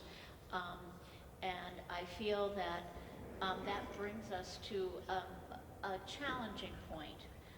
So I really think that we need to think about how we make it a better process when we're faced with this problem.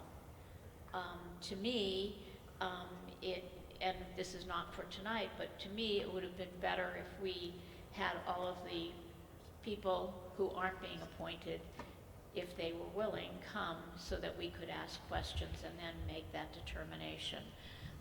Because as I said, some of the applications were more complete than others.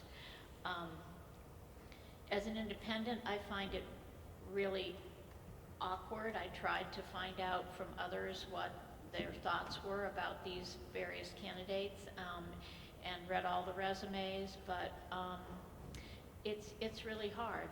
And I think everybody is putting a lot of emphasis on police because we have to get it right. We want it to be a diverse commission. We want it to be the right commission to move us in the right direction. And I think everybody feels the same way about it. But we are not in agreement as to who should be there to bring us to the same endpoint. That's it. Thank you. Councilor Tracy. I'd like to call for a 5-minute recess. Okay, we will recess at 8:51 and be back at 8:56.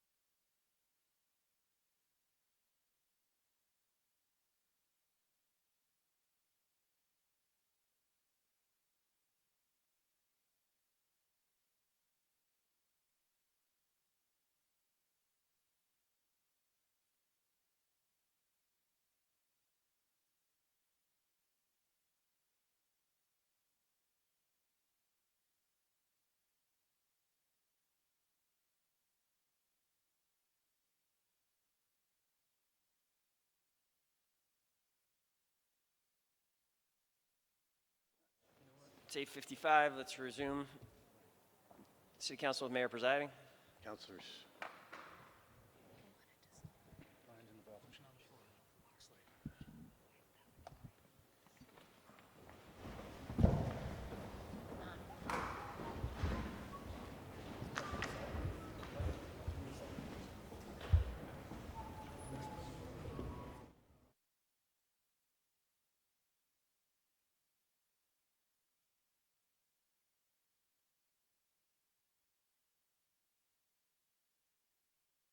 The City Council with Mayor presiding, 8:55. We have a motion on the table.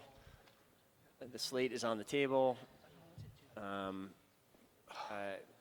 Councilor Tracy. I move to amend that we consider each applicant individually. Okay. Oh my God. Or I should say each position individually.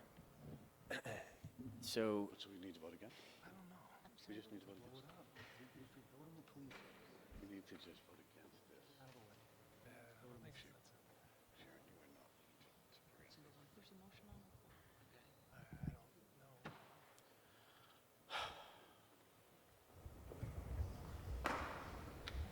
We need to never do this process again. This is.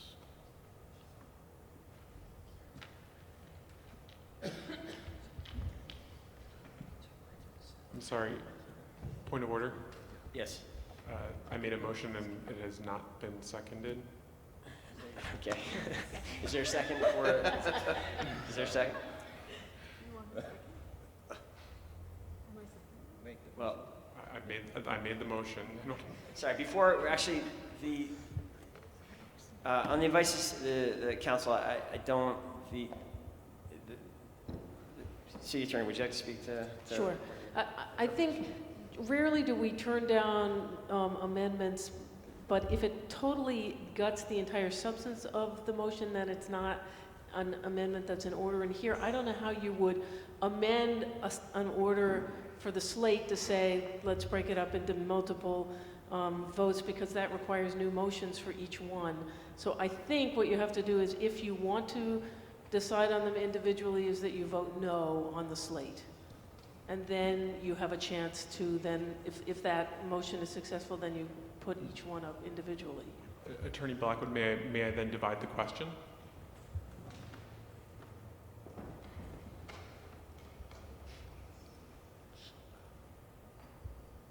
I think that probably works. So how do you move to divide the question? You want to divide into however many questions are? Yeah, I would like to move to divide the question into to vote on each individual position before us on the slate. Okay. Is there a second for that motion? Seconded by Councilor Freeman. Any discussion? Yeah. Go ahead, Councilor. So, just trying to, maybe like some others in the room, trying to wrap my head around this. So the motion, just to be clear, I'm literally talking you through, is to sort of vote yes on this amendment, is to go into a process of going commission by commission and voting on every single seat. And by my understanding, the premise for that is concern around a lack of leverage or what have you for the police commission. That's really what we're talking about here. And so I'm going to just offer this as an idea here, because I think that there is concern over the police. That if we were voting the police first and get it out of the damn way, maybe we could be a little bit better in moving through this process, because this is, I think, an issue. So I'm not amending the motion and getting further down to the rabbit hole, but my goodness. Councilor Mason. Thank you, Mayor Weinberger. So I will be voting no. I'm perplexed because the whole point of the nominating committee was to come to consensus. And, you know, looking at this list of individuals, I can honestly say, from having served on that committee, there were none of these that were contentious. So I'm a little astounded about what's the intention of delaying the process and making us look a little foolish to the public because we don't know what we're doing here. So I would be voting no. President Wright? I urge the council to vote no on this. I'm echoing what Chair Mason of the committee said, but if this is what we're going to do, if this is There's a lot of discussion. I can't even hear myself talk. If this is what we're going to do in the future, then we're creating a precedent that we may as well blow this subcommittee up in the future. It does not make any sense to go forward with this in the future. We've never done this before. We're talking about leverage. Nobody has any more leverage than anybody else here does. I am beyond perplexed about this. Let's vote on the slate, or let's just vote on this and move on.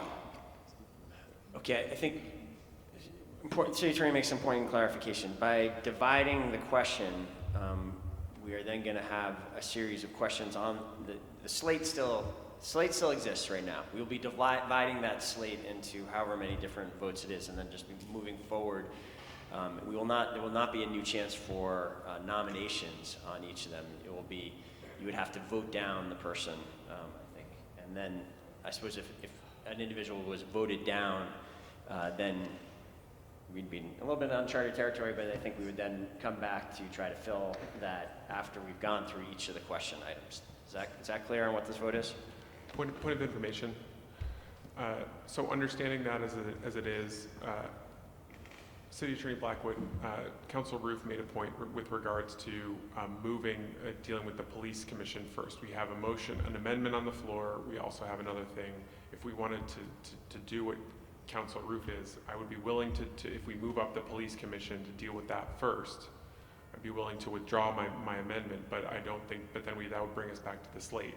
So I'm wondering what the procedural element is needed in order to. And Councilor Tracy, I think you either now or after withdrawing this would make an amendment to change the order of the agenda. Make a motion to change the order of the agenda. Well, I think everything's been seconded, so there's nothing to be withdrawn at this point. I think what you would have to do is say, make a motion to postpone action on this question, which is currently the question to divide the question, and on the underlying, and move to a different agenda item to come back to this item later. So you'd have to move to postpone, move to another agenda item, and come back to this item later. Okay, so there's a motion on the floor. If there's no other councilors wishing to be recognized, we're going to have a vote. Councilor Tracy. So I move I make the motion that Councilor Blackwood just stated to postpone action on this item. Okay, is there to postpone action on the dividing of the question? No. On the entire matter. On the entire matter. The question I suggested that he could make, if he wanted to do what Councilor Rufus said, is to postpone action on this item on the agenda. And when you come back to it, it's going to be at the same place it is now. But postpone action on it and move to another agenda item, and you should say which item you want to move to. I would like to move to deal with item, I believe it's 3.26, the appointment of the police commission. Okay, does this motion have a second? Second by Councilor Hanson. Is everyone clear on this motion? Okay, I see some no's. So, I just have a point. Councilor Freeman. Does that need to be postponed to move to agenda items 3.26 through 3.29? Is that it's the entirety of the 4 police commission agenda items? That's correct, right? That's what we're voting on. That's my intent. I'm sorry. Okay. I just want to make sure there was full clarity. Yes. So I believe, let me, City Attorney will correct me if I get this wrong again, but this motion would delay action on the slate, would postpone action on the slate and move us to that, and we would go immediately to 3.26, and we would move through 3.26, 3.27, 3.28, 3.29, and then the slate would be back in front of us again. Yes. Okay. Is everyone clear now on what the motion is? Okay, it looks like we are. We will go. You may just want to clarify, Mayor, that if everyone would just look at your agenda for a second, the police commission items are numbered 3.26, 7, 8, 9, and 3. I'm sorry. And my understanding is one of them's already before you on the slate? Correct, right. So I misspoke there. So the slate includes essentially, I'm interpreting it as the slate includes item 3.26 already, so we would move, that would remain on the slate. We would move to 3.27, 3.28, and 3.29 per the motion that's currently on the floor and has been seconded. All right, with that, if there's no one else who wishes to speak about the motion to postpone, Councilor Roof? Forget it. You know what? Just vote. Okay. Councilor Hanson? Yeah, I would just say that I think Councilor Roof raised a good point here. I think this is kind of the crux of the issue tonight and where disagreement lies, so I think it makes sense to sort this out before moving forward. Okay, I've got Councilor Macy and then Councilor Roof, and then hopefully we're going to go to a vote here. Councilor Thank Macy. you, Mayor Weinberger. So I'm still intellectually trying to wrap my head around this. If what I'm hearing is if we don't get what we want, we're going to throw out all the work that you guys did, including our elected representative on that commission, just so the public is clear about what's going on right now. We all have been talking, we've known police commission was not settled since our last meeting. We've all, I mean, I can't count the amount of time, conversations that have gone on. We're now in the meeting, and the message is vote for this if you wanna, we don't get our way, so we're gonna kick and scream and blow up all the work that everyone's done. Thank you. Councilor Roof. What this motion does, and I'll be supporting it, is it keeps the slate intact for now. It takes the slate as a piece of leverage, one way or the other, off the table. If folks all around this table don't get what they want in the process that's about to ensue with the police commission, they will then have no other chance to say, I did not get what I want, therefore I will not be supporting the slate. Right now, a motion to split the question could be looked at as they don't know what they're going to get. And so if we set that question aside, vote on what's actually contentious, get it out of the way, and then vote on what can be considered a slate by consensus of that committee, this can go a whole lot easier. So I'll be supporting it. President Wright. I urge a no vote. This would be the best thing for us to do, instead of just going around with this game, would have been to just simply defeat this and move forward. Because what Councilor and the chair of the subcommittee, Councilor Mason, said is exactly correct. We went through this. I asked Councilor Pine in the subcommittee if he had any room to negotiate on the police commission in any way other than the one candidate that they were behind, and he said, no, there is no negotiation. We have to have the one thing that we want. At that point, we all agreed, okay, then we'll keep these off the slate and we'll move forward. Now, to reverse the order is, as Councilor Mason said, if we don't get what we want, then apparently we're going to go, why else would we change this around? Because it's now going to be held out there hostage, as Councilor Mason to say, if we don't get what we want now, then we're going to go back and divide these all up again. I agree. I hope that the public is paying attention. This is not good government. We should defeat this motion now and move on. Councilor Shannon. I do not think that we should hold the slate hostage over the positions that we don't agree on. I have been on this council for a very long time, 16 years. And every year we have a slate. And every year we have some seats that we can't figure out and we can't agree to as a slate. And then we vote on those. And sometimes we win and sometimes we lose. And we have the blessing of having wonderful candidates. And then we all move on. And particularly for this police commission, which is the controversial item at hand, we have so many qualified candidates for that commission, we can't put them all on. So how about we all just agree to put on a selection of our very qualified candidates and not hold the slate hostage and use the good citizens of Burlington who are putting in their time to volunteer as pawns in this debate over which candidate we absolutely must have for any one position. Okay. Anyone else like to speak to the motion to postpone? Looks like we're ready for a vote. All those in favor of the motion, please raise your hand. I missed the call. What was it? You should raise your hand if you're voting to postpone. 1, 2, 2, 3, 4, 5, 6. Next is a vote against postponement. 3, 4, 5, 6, 7. The motion to postpone fails on a vote of 6 to 7. We're now back to the underlying motion, which is a vote on the slate. Sorry, I apologize. We're voting on now to divide the question. Is there any further discussion of dividing the question? All those in favor of dividing the question, please raise your hand. I see 3 votes to divide the question. All those against dividing the question, please raise your hand. I believe it fails on a vote of 3 to 10.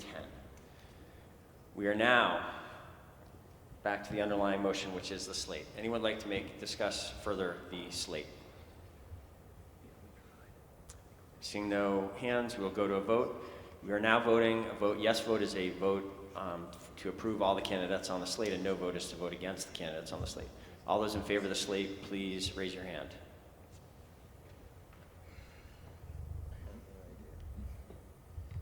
Okay. Is anyone opposed to the slate? Doesn't appear so. After that, we have a unanimous passage of the slate. Excellent. So that brings us now to item, I believe, 3.27. We have appointed 1 police commissioner, and we are now at the police commissioner for the term expiring. They all expire in the same term, June 30th, 22. I'd like to recognize Councilor Paul. Thank you, Mr. Mayor. I'd like to nominate Yuval Erjok, who is here with us this evening, for a seat on the Police Commission. Thank you. Is there any other nominations? The way for people who haven't been through this process before, we will now be voting. The floor for nominations remains open until no one wants to make any additional nominations, and we will close and vote on the candidates that are nominated. Are there any additional nominations? Councilor Hanson. Yeah, I'd like to nominate Mark Hughes to the commission. Okay, any additional nominations? President Ray. I'd like to nominate Skylar Nash. Any additional nominations? Adam Roof. Councilor Roof. I'd like to nominate Jubilani Gamache. Okay. Any further nominations? Councilor Paulino. I'd like to nominate Peter Berenberg. Any additional nominations? President Ray. Just a clarification, this needs a majority vote. City Attorney Blackwood, correct? It's not most votes wins, it's a majority. 7 votes required to win. You need 7 votes to win. This is all for seat 1. We are on 3.27. There will be 2 more votes after someone gets to 50%. 7 votes on this first matter. Councilor Shannon. I didn't think we were putting everything in the hat at once, but I guess we are, so I will nominate Jim Dunn. Are there any additional nominations? Okay. So I'm going to close the floor to nominations, and we will vote in the order of the nominations. If the clerk could read back the names that have been nominated. So, you want the names of the applicant? In the order they were nominated, Okay. yes. So the first one is Yuval Erjok. The next one is Mark Hughes. Third is Skylar Nash. Fourth is Jabalani Gamache. Fifth is Peter Berenberg. And sixth is Jim Dunn.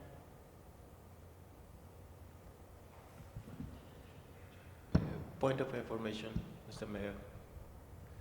Yes, Councilor Jang. Sorry, I missed this, but I wanted to nominate Zach York, who is sitting right here. Okay, I closed the nominations, so you'll have an opportunity at the next seat. Councilor Pine. Just procedurally, how's this going to work? Whoever gets 7 votes for this seat is chosen, correct? Is that how this works? Correct. So no one Someone gets will need to get eliminated. to No one 7 gets votes, so eliminated. we are going to have a first vote. We're going to go through each of the candidates that's just been nominated. If no one receives 7 votes this first time, we will vote, we will go through the names again until we are, okay? And I will allow some time for discussion in between votes if there's a desire for discussion.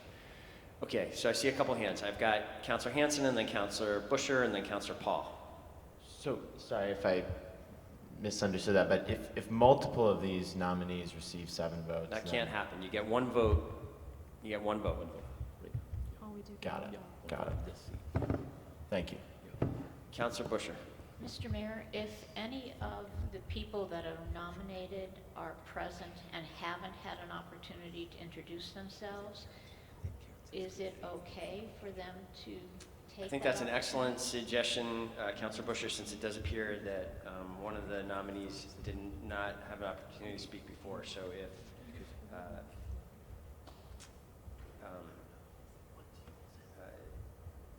If they want to, I just yes, want, if there are any other nominees that would like to come speak to the council.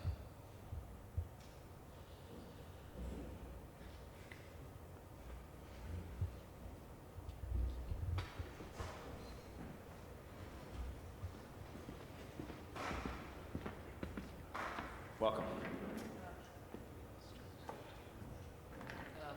Thank you for having me. My name is Yuval Yuk.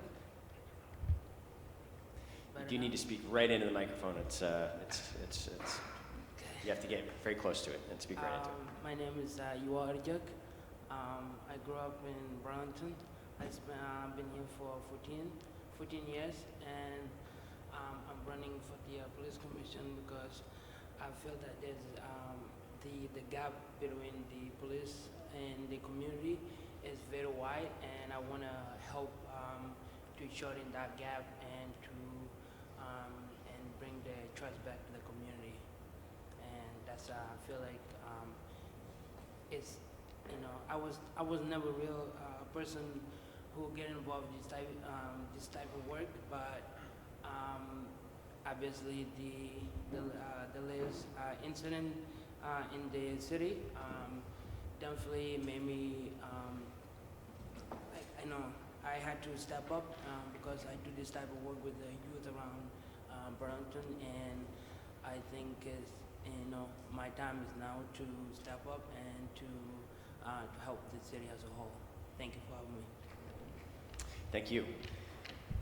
Okay, is there anyone else who'd like to address the council? I don't believe so. So we're gonna go to a vote. We will read the names, raise your hand and again, you can only vote for 1 candidate in each round, okay? The first candidate is Yule. I'm sorry, I feel like I will not get the last name correct, so I'll just leave it at that. All councilors wishing to vote for Yule, please raise your hand.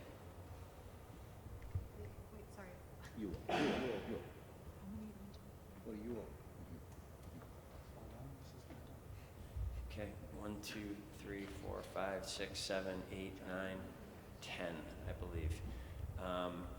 That is a majority, and we will stop the voting there. And congratulations, Yule, you have been appointed to a term to the Police Commission expiring June 30th, 2022. Thank you for your interest in coming out tonight.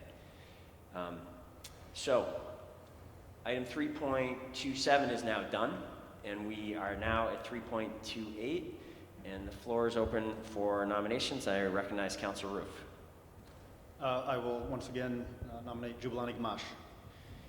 Are there any additional nominations? I'd like to nominate Mark Hughes. Are there any additional nominations? I would like to nominate Zach York.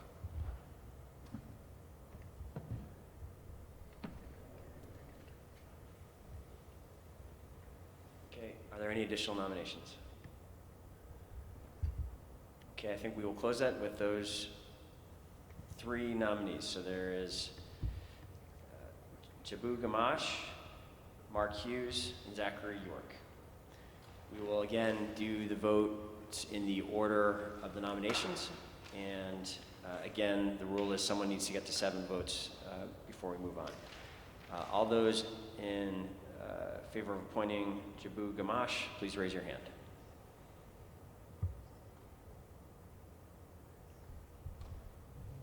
And that, I am counting 8 votes, so congratulations, Jabu, and thank you for your interest and for your desire to serve Burlington. We appreciate you coming out and being part of this tonight. That now brings us to the final seat, 3.29. Again, term expiring June 30th, 2022. And the floor is open for nominations. I recognize Councilor Shannon. I'd like to nominate Jim Dunn. I first knew Jim Dunn when I got on the council, and he was the union representative,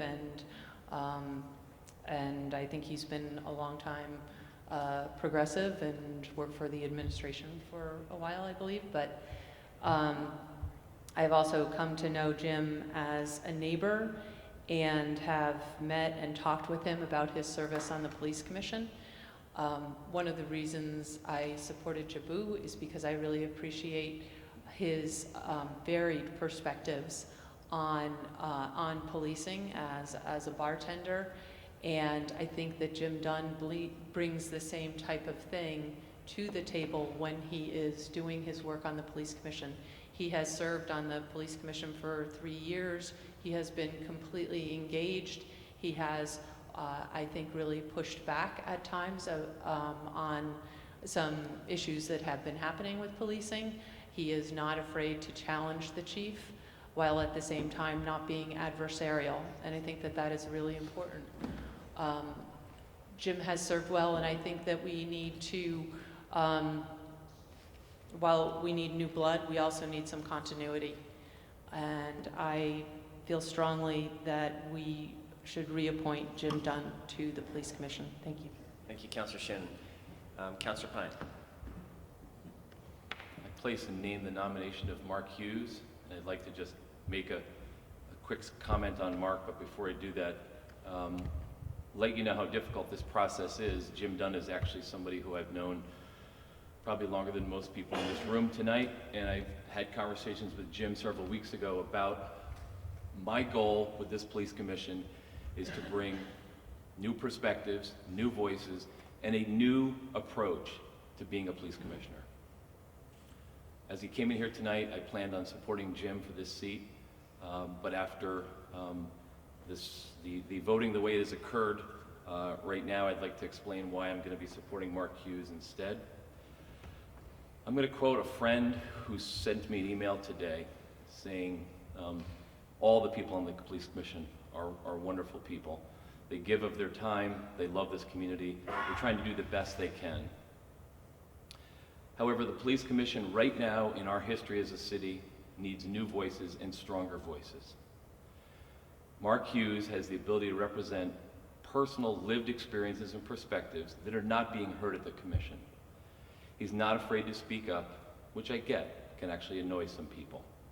There's a certain level of discomfort when some people speak up and push the envelope. I think that is exactly what is needed right now. There's a huge racial divide in our city. We might not see it because those of us who are not a person of people of color do not experience it daily. We do not drive down the street looking in our rearview mirror, worrying about a police officer being behind us. We do not get followed in the stores of Burlington. The lived experience that Mark brings to this as a military veteran, as a person who understands law enforcement, understands chain of command, but also understands what it's like to be a black man in this society is exactly what we need today. Mark will bring the persistence, the tenacity, but he will do it with respect and as a gentleman that he is. And I really hope you'll all join me in supporting him. Thank you, Councilor Pine. Are there any other nominations? President Wright. I'm not going to put another name in nomination, but I want to give a brief remark as to why I'm supporting Jim Dunn. we just added great diversity to the police commission with our previous votes. I have respect for all the candidates, but I'm already disappointed in something that's going to happen tonight, and that is the removal of an incumbent commissioner for no apparent reason, who has been on for a short amount of time. This is discouraging to citizens who apply to a commission and are put on by this body only to be removed a year and a half later, who attends every single meeting, goes to every meeting, but is told, we're moving in a different direction. It's happened before a few times. I've had a citizen come up to me and said, I am embarrassed and humiliated to be removed from this commission by the council that asked me to, that put me on here for no apparent reason, for nothing I did wrong, with no explanation, but I'm being removed. And we're doing it again tonight. And yes, the police commission needs change, and we're doing that. We've just added significant diversity, really significant diversity. So if we do not put Jim Dunn now back on this commission, then we've done that twice tonight, not just once. So I urge this body to support Jim Dunn. Thank you. Okay, are there any, I just want to make sure there's not any additional nominations if people want to get on the floor, and then we'll have some further discussion if that's desired. Are there any additional nominations? I'm not seeing anyone interested in additional nominations. We'll close the round for nominations and go to Councillor Tracy if you still wish to speak.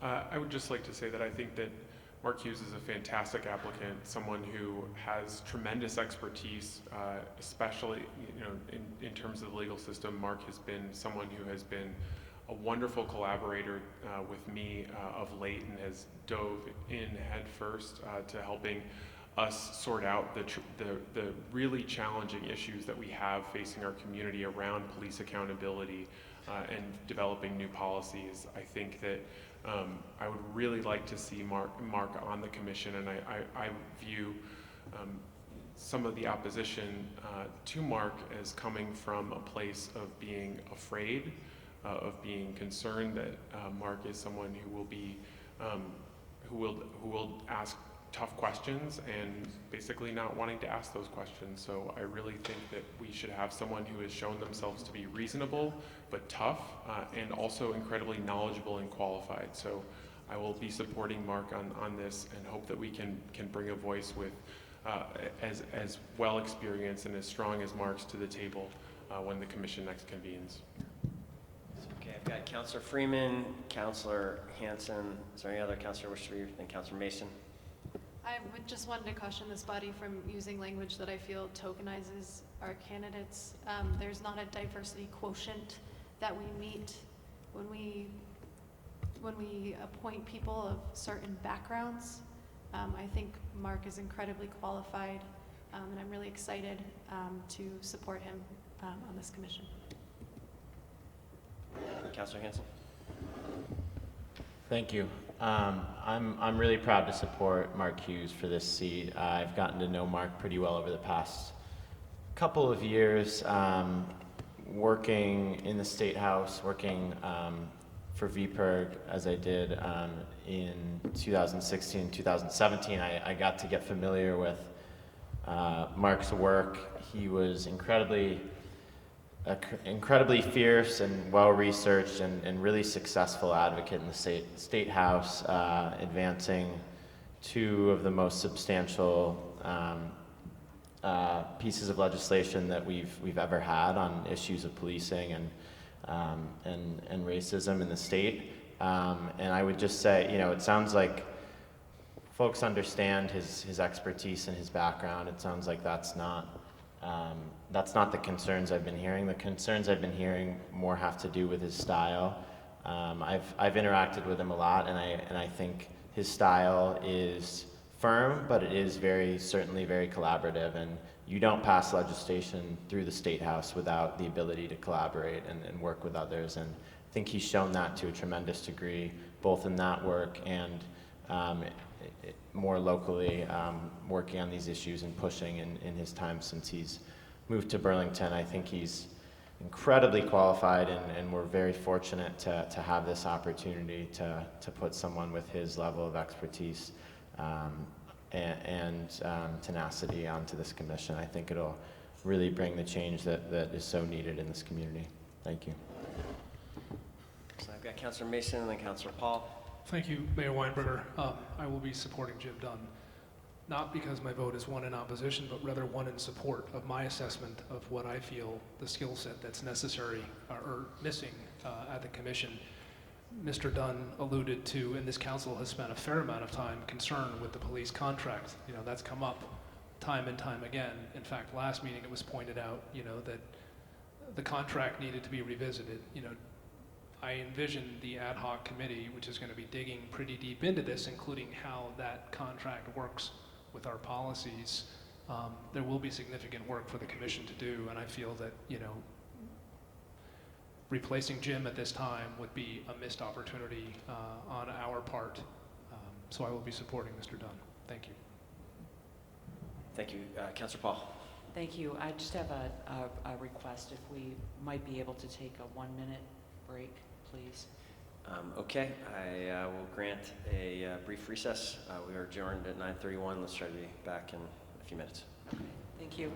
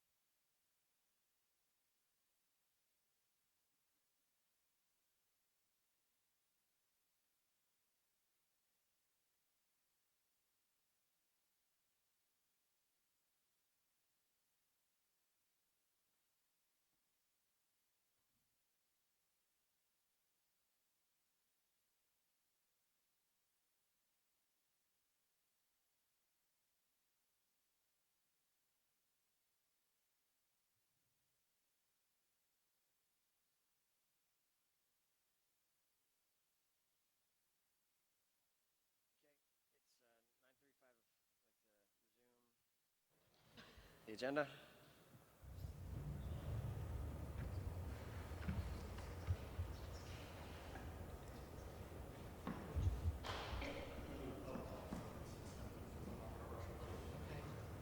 Point of order, another recess, please. With Okay, respect.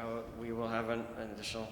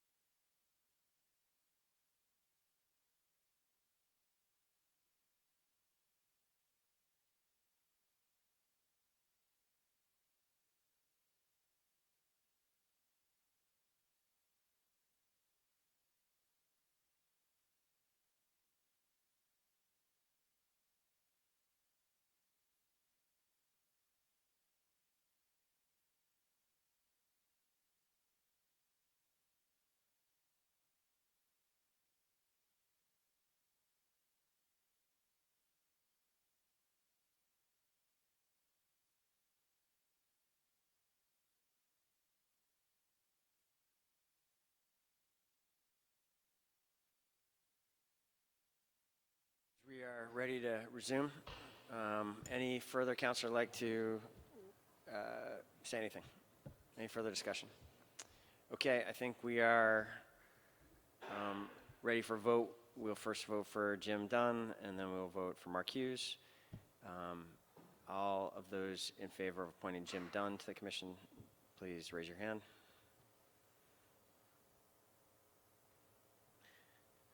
All those in favor of Mark Hughes, please raise your hand. It appears Mark Hughes has been elected. Congratulations, Ms. Mark. Thank you, Jim, for your service. And thank you to the huge number of other candidates who are interested in this very important commission, as well as all the other candidates who are not successful tonight for the other appointments. It truly is, I talk to my mayoral colleagues and colleagues from around the state, and most communities struggle to populate their commissions and boards and are unable to find people willing to come forward. And we are very fortunate as a community that we have quite the opposite here, that these are intensely competitive seats, and that we have such a high caliber of people who come forward. So with that, I believe the City Council with Mayor presiding, unless I'm forgetting something, I believe we're ready to adjourn.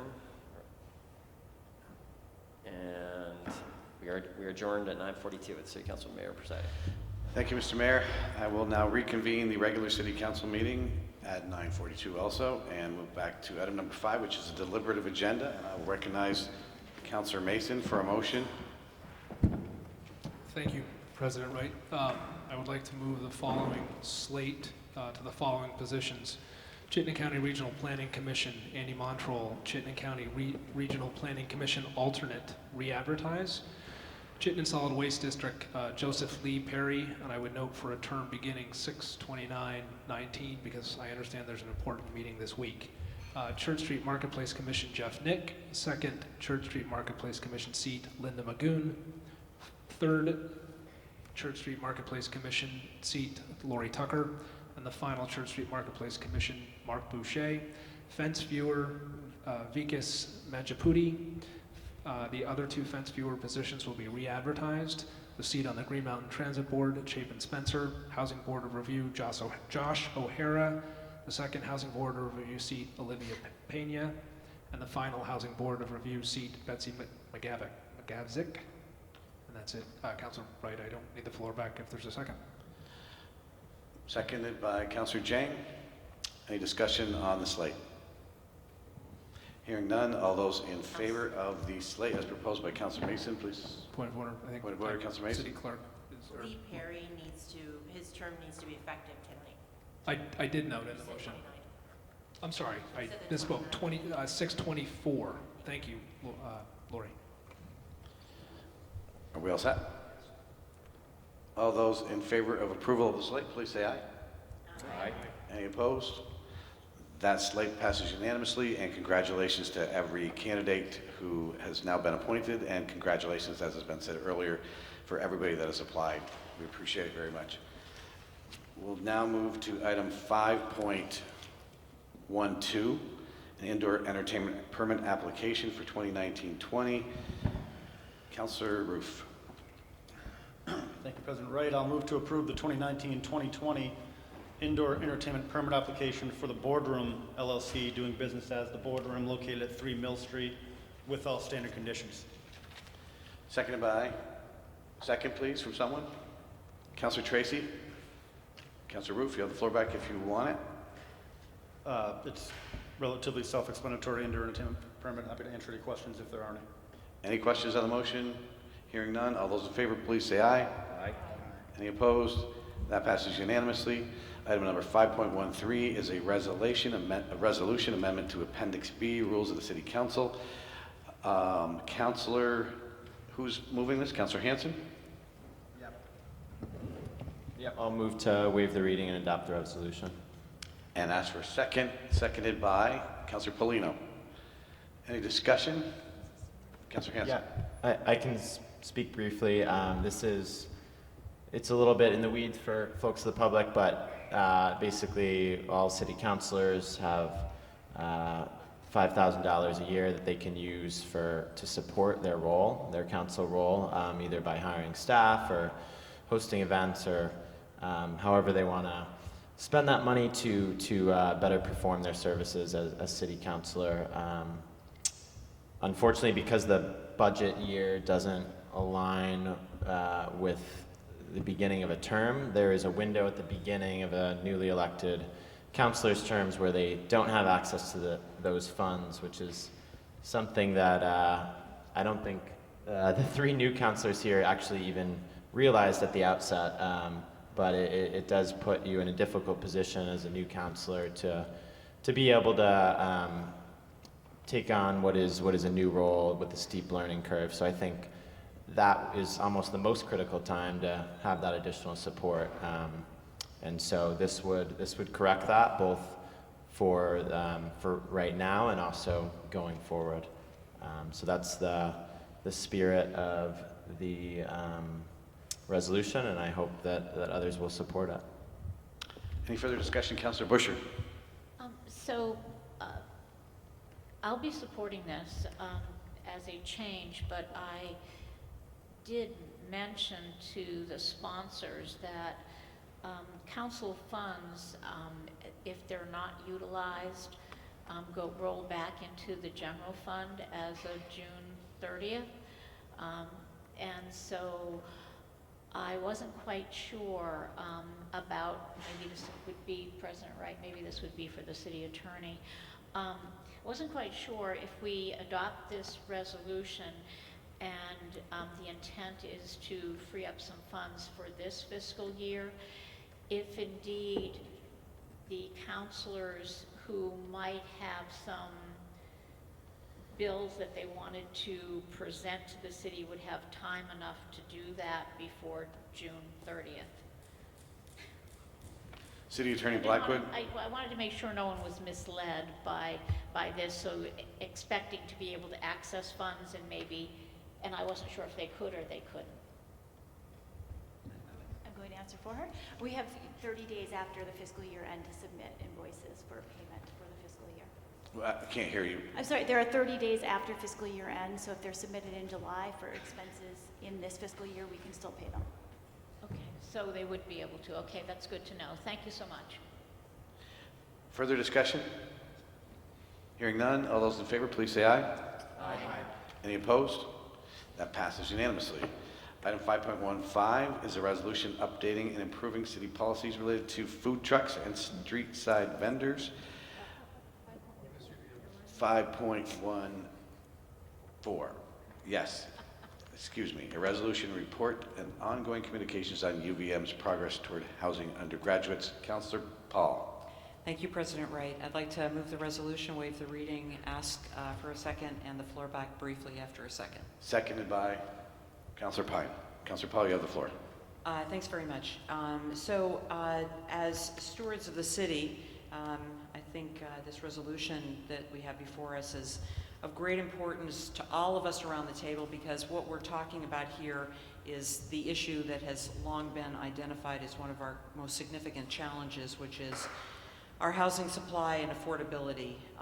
And to try to address this, Mayor Weinberger, shortly after took office, has as well had identified this as one of our most significant challenges.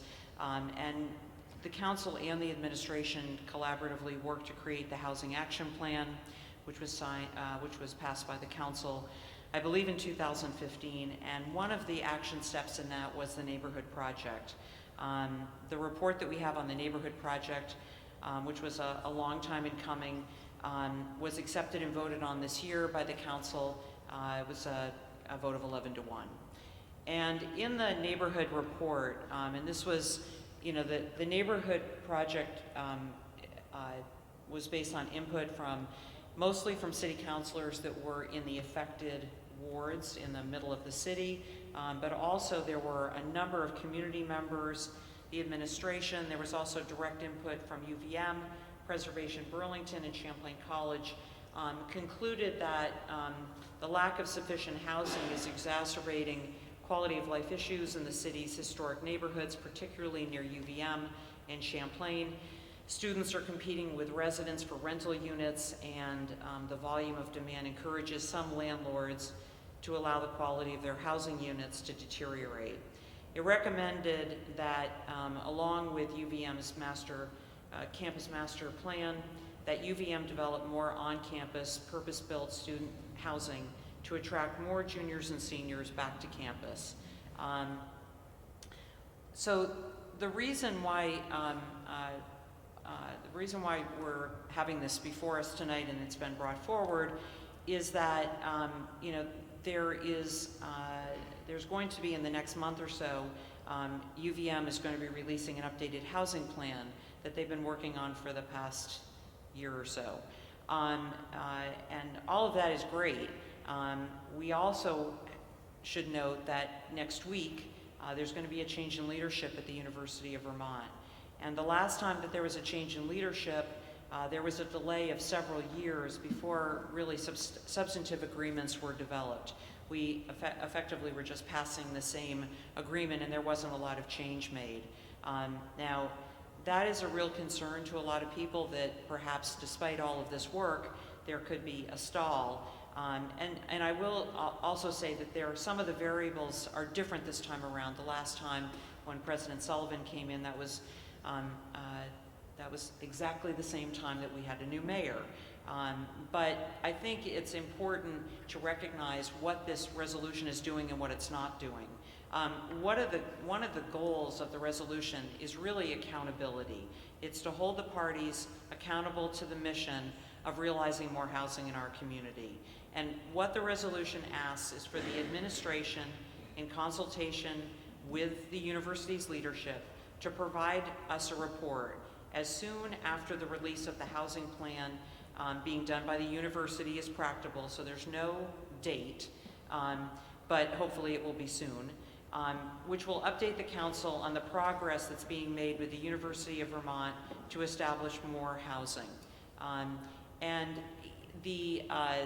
while the neighborhood project and the 10-year capital plan both mention the Trinity campus as a possible site, the resolution specifically notes that, and I believe this is really just a fact, that it's not within our purview, or the purview of the council, to be involved with the university's internal discussions about the location of future on-campus housing, where it should go. But what this is doing is expressing our support for additional student housing. The resolution is not meant to interfere with the university's process for pursuing housing. It is really about housing and finding solutions to our housing challenges. I'd like to thank the university's Joe Spidell and Lisa Kingsbury, who are both here this evening if people have any questions for them. They offered direct input to the resolution. One thing I also do want to note is that the university has been a wonderful partner in many ways in having housing. The resolution states the number of new housing units that have come on over the last 10 years, and that number is significant. I'd also like to acknowledge also what I believe is the support of the administration for this resolution, and hope that it will receive our unanimous support. Thank you very much. Thank you, Councilor Paul. Discussion on the resolution. Councilor Busher. Thank you. The topic about providing on-campus housing is certainly one that the community shares. As a representative of Ward 1, I do find it odd that if the intent from the sponsors is not to subliminally mention or plant the seed of Trinity campus multiple times, then I'm not quite sure why it's referenced so many times in the resolution. I do feel that it is inconsistent with the lines that are stated for lines 53 through 56, where it says it is not within the purview, nor should it be of the council to be involved in the university's internal discussions about the location of future on-campus housing for students. So I do take issue with the title and with the reference of, even in the final be it further resolved clause, it really didn't have to state that it be on the Trinity campus or other sites. It could have just said to develop student housing, period. It has created a stir, this resolution was posted,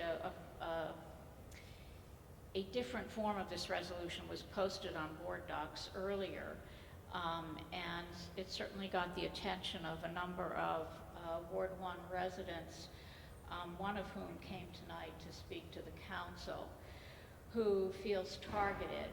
And I think that the intent for this council is to unify with the new UVM administration around this issue and to not pit ward against ward.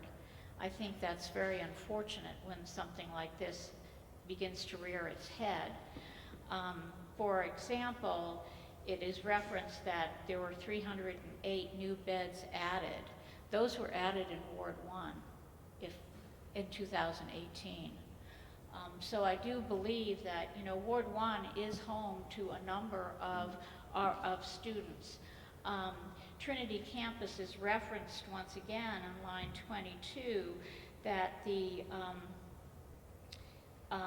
the agreement it says to begin to explore ways to modernize and improve UVM's Trinity Campus.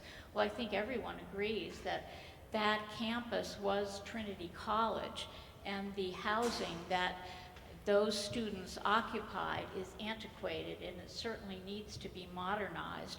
But it doesn't say to expand or add students to that campus. It says modernize and improve. If the intent was to expand, it would have said to expand. I'm not saying that that couldn't be one of the outcomes, but it is very clear in its language and specific. I feel that as far as the neighborhood project, certainly when we're talking about moving students out of Ward 1, out of the neighborhood, you look around and say, where could you put them? Well, you could put them on Trinity Campus, just like if you looked in Ward 6, you would say you could put them on the other residential campus, Redstone campus. That's not referenced here at all, and yet I went to UVM and Redstone was the residential campus. So for me as a counselor, I take issue with this. I would like to support the concept, but I don't support this in the way it's stated because it targets, once again, Trinity Campus. I think that some of you around the table know that when the first draft appeared, I was very concerned and I wanted to get clarity about where UVM was with their housing draft and their plan. And I also went to Joe Spidell and said, I would like to suggest that the university find a place that could provide on-campus housing that would work for the students and work for the city, so that it wouldn't impact any neighborhood. I'm not pitting a ward against a ward. I was suggesting places that would be in close proximity to Davis, close proximity to the library, and I was suggesting that could they consider some of these housing sites. I know that I used to can't, go door to door until UVM's restrictions about, accessing door to door at Living and Learning. And those dorms they've talked about for quite a while improving. That's one place right across from Main Street, right across from Davis, right across from the library, right across from the newly renovated dairy bar, where students would like, and all the classrooms, where they would be in a place where they wouldn't impact any residential neighborhood. There are also, one of their land bank plans talked about building above parking lots, not eliminating the parking, but building above surface parking lots. So there are other opportunities also in that location to accomplish additional on-campus housing. So I'm hoping that UVM will look at all of that and look at how they can do what we want, which is create on-campus housing, but also minimally impact the residential neighborhoods in Burlington that are dealing with a lot of issues already, quality of life issues already. So reluctantly, I will not be supporting this because I feel that if indeed Trinity campus could have been eliminated, not from the factual aspect of line 22, but in some of the other sections, it would have been a more generic resolution. And I'm sad to say that even at the housing summit that I attended and went all day, the mayor made the statement about, once again, looking at housing at Trinity campus. And that's really sad for me. We know the mayor lives in Ward 6 also. So it was just really sad that Ward 1's campus was identified as the only place that people are focusing on this. And so I'm sad to say that I won't be supporting this. Thank you, Councilor Busher. Councilor Paul. Thank you very much. So I'll address my comments to you, President Wright. I sent the resolution particularly to those counselors who are directly, around the UVM campus. About a week and a half ago, I asked, and it was the updated version, I asked if there were any comments, any suggestions, I tried to go over what the resolution was saying and what it wasn't saying. I asked if there were any suggestions that people had for edits or changes, and I did not hear from anyone. I would be happy to entertain, as I was then, to changes that people might have to the resolution. I'm sorry if there's anyone who feels they can't support it because of one word or another. I do feel that I did all that I could do to reach out to people well in advance of the resolution coming to the floor. And if people feel I didn't, they have my apology. Thank you. Thank you, Councilor Paul. Any other councilor? Councilor Hanson. Thank you.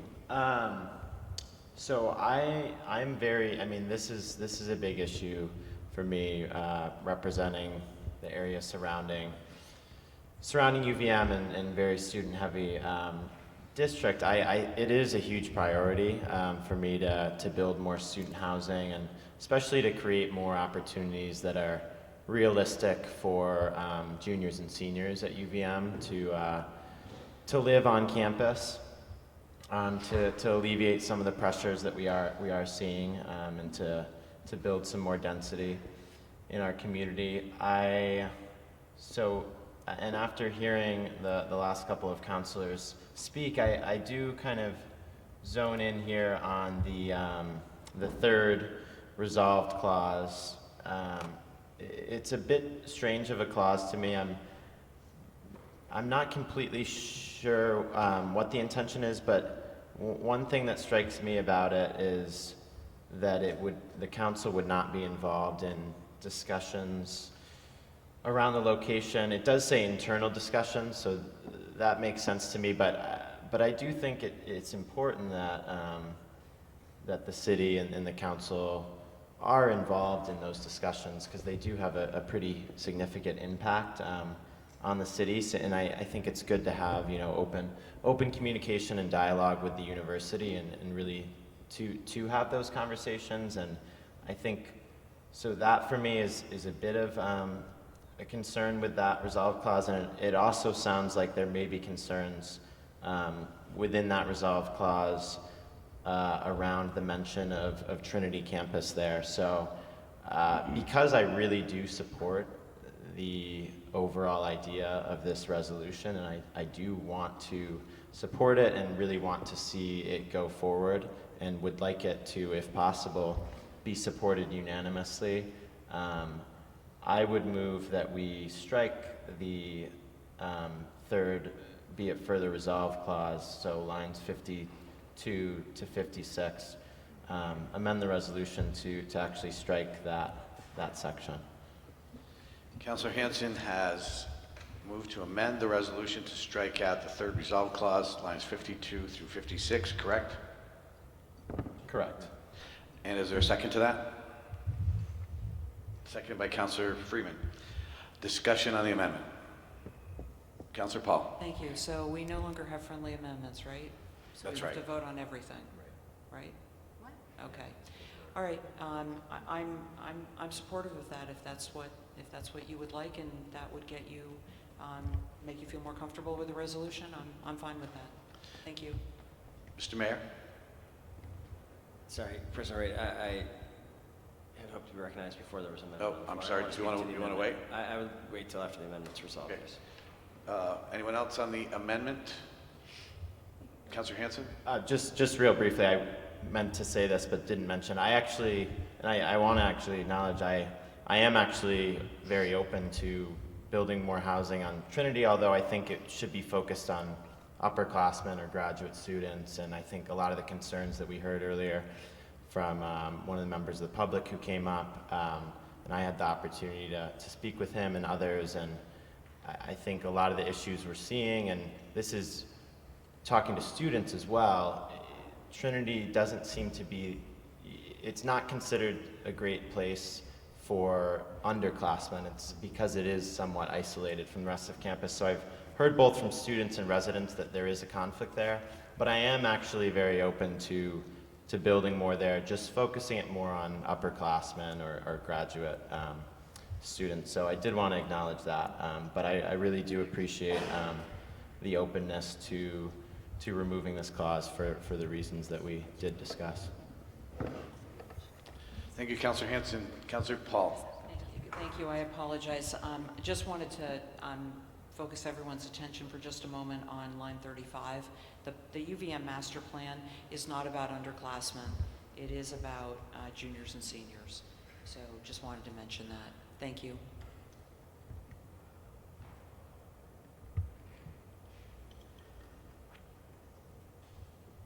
Further discussion by the council? We all set? Ready to vote? I guess we are. All those in favor of the resolution, please say...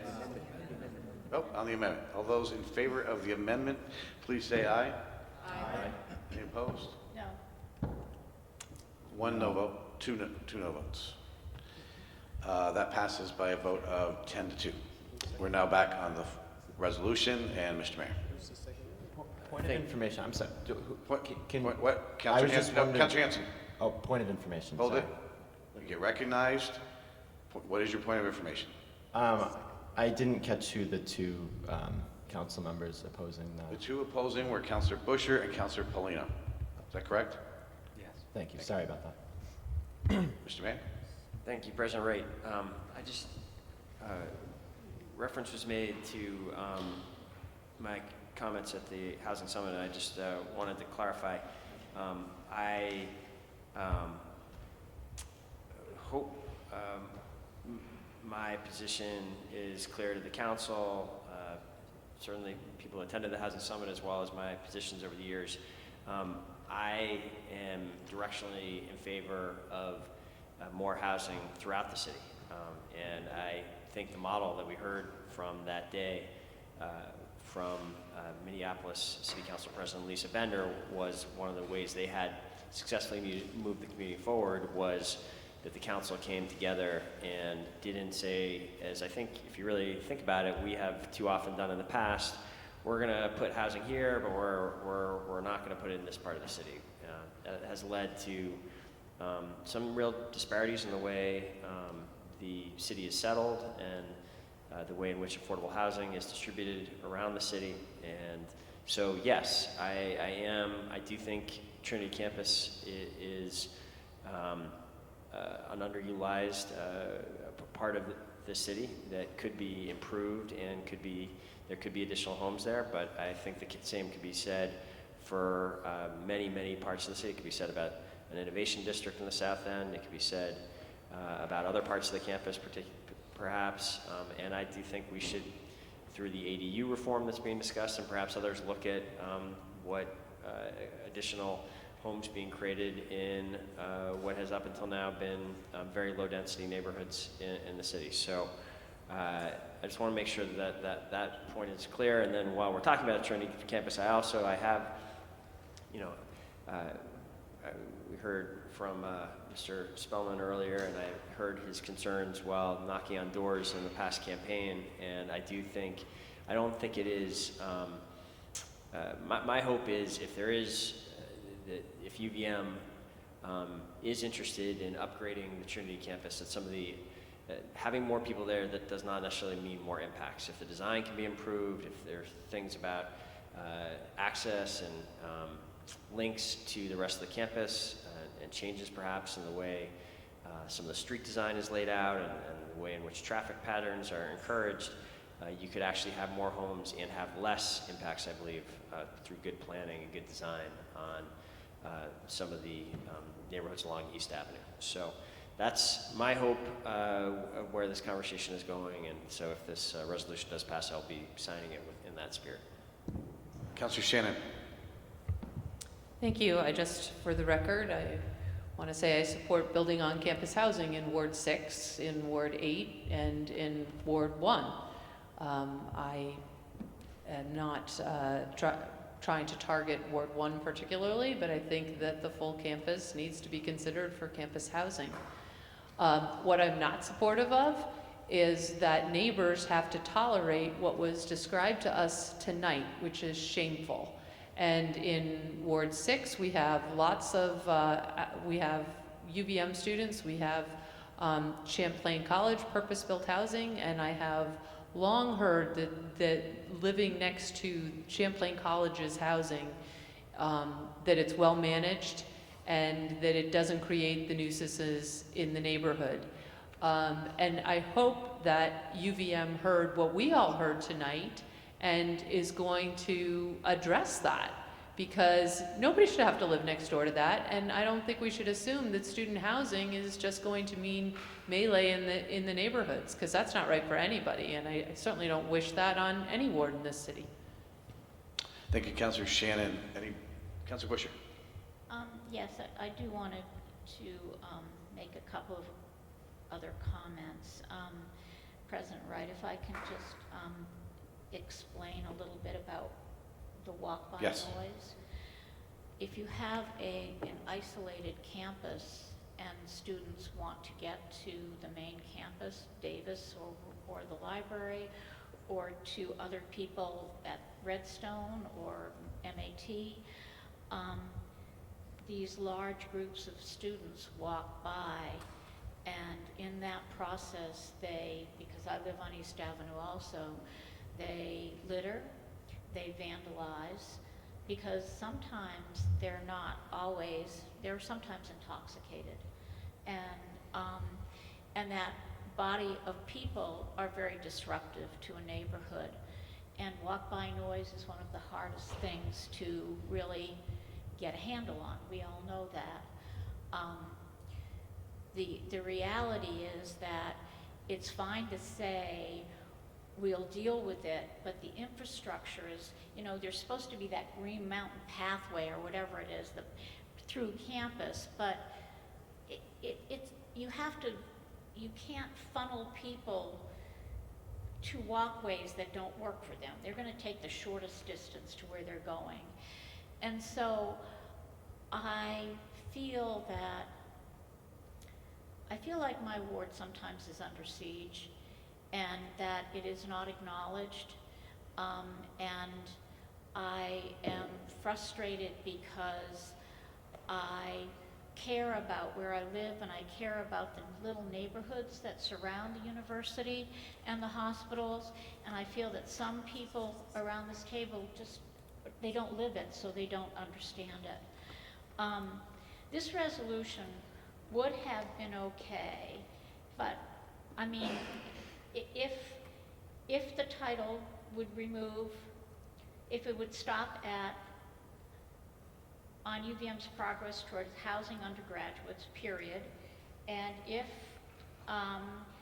the reference to Trinity campus on line 59 just be made to develop student housing, which is a challenge if mutual concerns, etc., were there.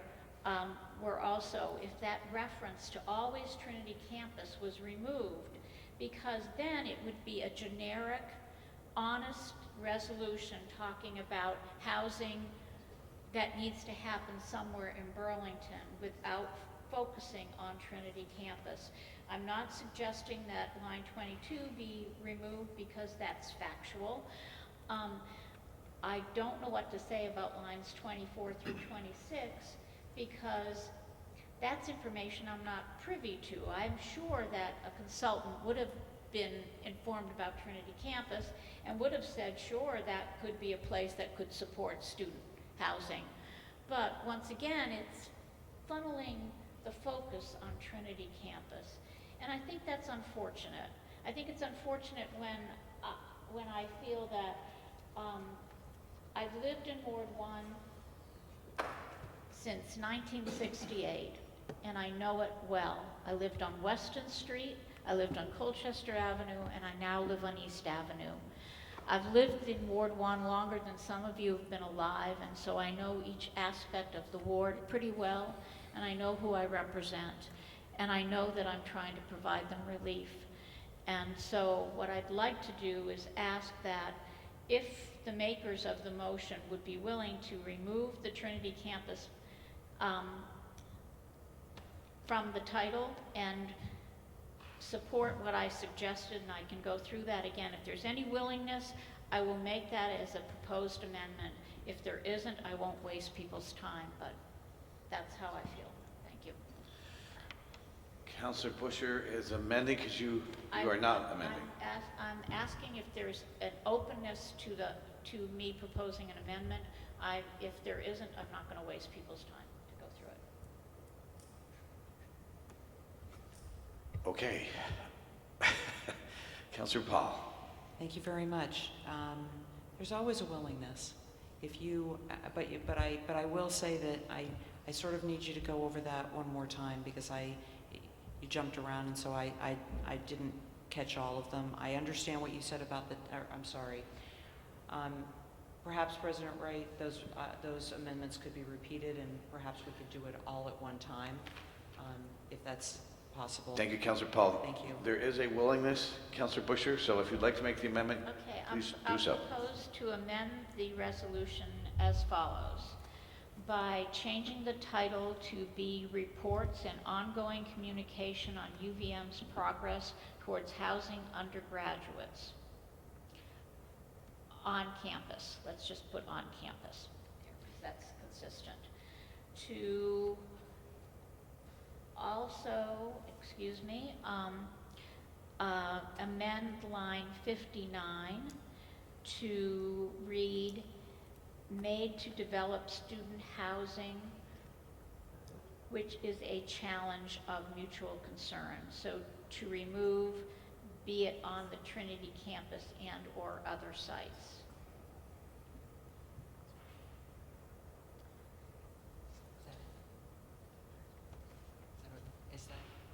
Is that the entire amendment? That is the entire amendment. Okay, Councilor Busher has an amendment on the floor. Is there a second to the amendment? Seconded by Councilor Paul. Discussion on the amendment. Councilor Mason. So since we're wordsmithing on the fly here, which we try not to do, is the intention really to leave it student housing? That's it. So that would permit, are you fine with off-campus housing? I mean, because there's no reference. No, it says now, made to develop student housing, which is a challenge of mutual concern.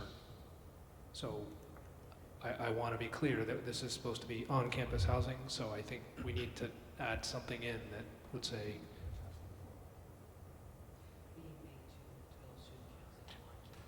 so I would make... I need one person So speaking at a time. I will clarify to make a motion to the amendment, or make an amendment to the amendment that says on line 59, made to develop student housing, I would add the two words on campus. That's my amendment. Acceptable, Councilor Yes. Councilor Busher? The amendment will be changed. The words are added on campus, but eliminating the same words that you suggested, and the change in the title. Councilor Pine.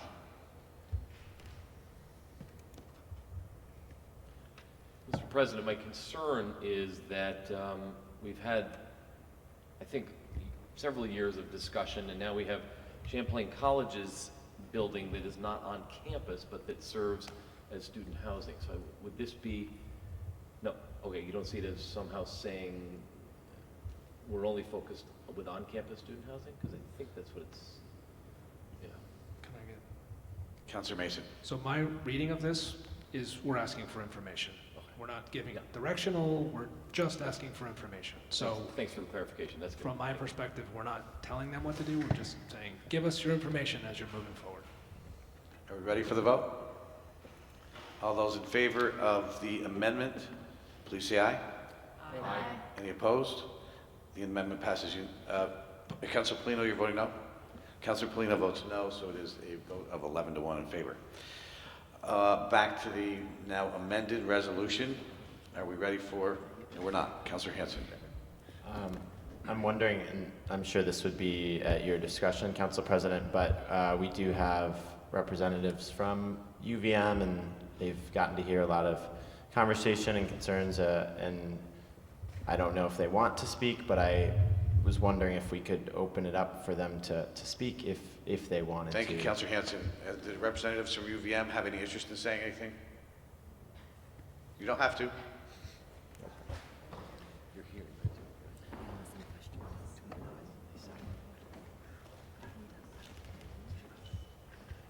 Good evening. And please identify yourselves for the record. Sure. Joe Spadella, work in University Relations. I am Lisa Kingsbury. I'm from Campus Planning Services.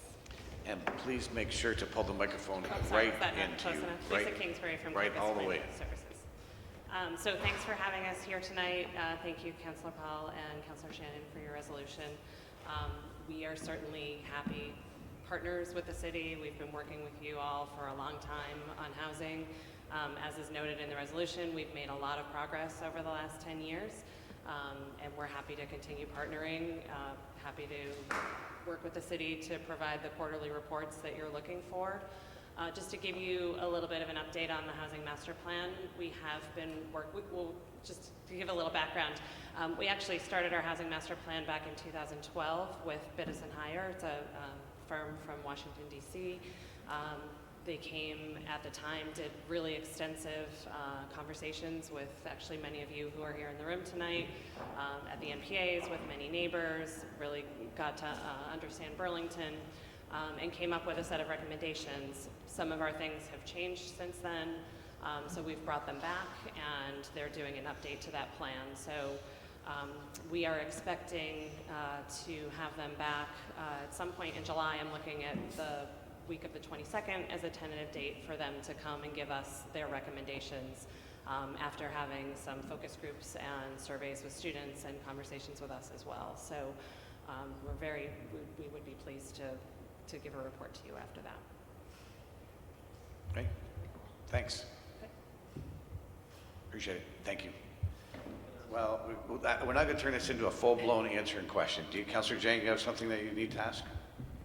Maybe it's more appropriate for the mayor, but they could speak to it too. Go ahead, Councilor Jang. All right. Thank you for being here, and I think the question is for the mayor, but you're more than welcome to respond. Based on my understanding, the city of Burlington has housing agreement with UVM. Is that correct? Right. And what this resolution, how does it fit in that already existing housing agreement? How does this, add more substance to it, or does it add to it, or diminish to it? That's what I want to understand. How this resolution fit with the existing partnership that we have with UVM around housing? Yeah, I guess I would just say, what this resolution does is essentially what Councilor Mason, stated earlier. This resolution talks about information. So this is going to be about, when we have completed the housing study, we'll be able to determine where on campus, how many beds, those kinds of things. Those are the kinds of things that... You've really got to pull the microphone way in. You got to be right on the microphone. Okay. It's kind of like a trick chord too, because it's not long enough. So that's, this is going to be about information to begin with, and then we will see, like, how many beds, where, how many students are interested, all those things. The thing about this housing is the same as any housing in Burlington. We're going to have to look at things like cost and amenities, and juniors and seniors are the folks that we're looking at, and graduate students, and grad students are telling us pretty clearly that they don't have a lot of money. A lot of them are on stipends. So we're going to have to look at cost as well.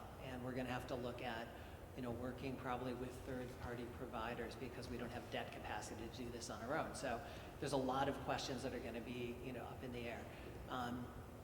We feel like we've been good partners in this process over the years with the city, and we appreciate the city, working with us on housing issues. So this resolution strengthens and maybe makes more formal that process, but I feel like, we have, done a lot of good work together already. So I think that's where we are.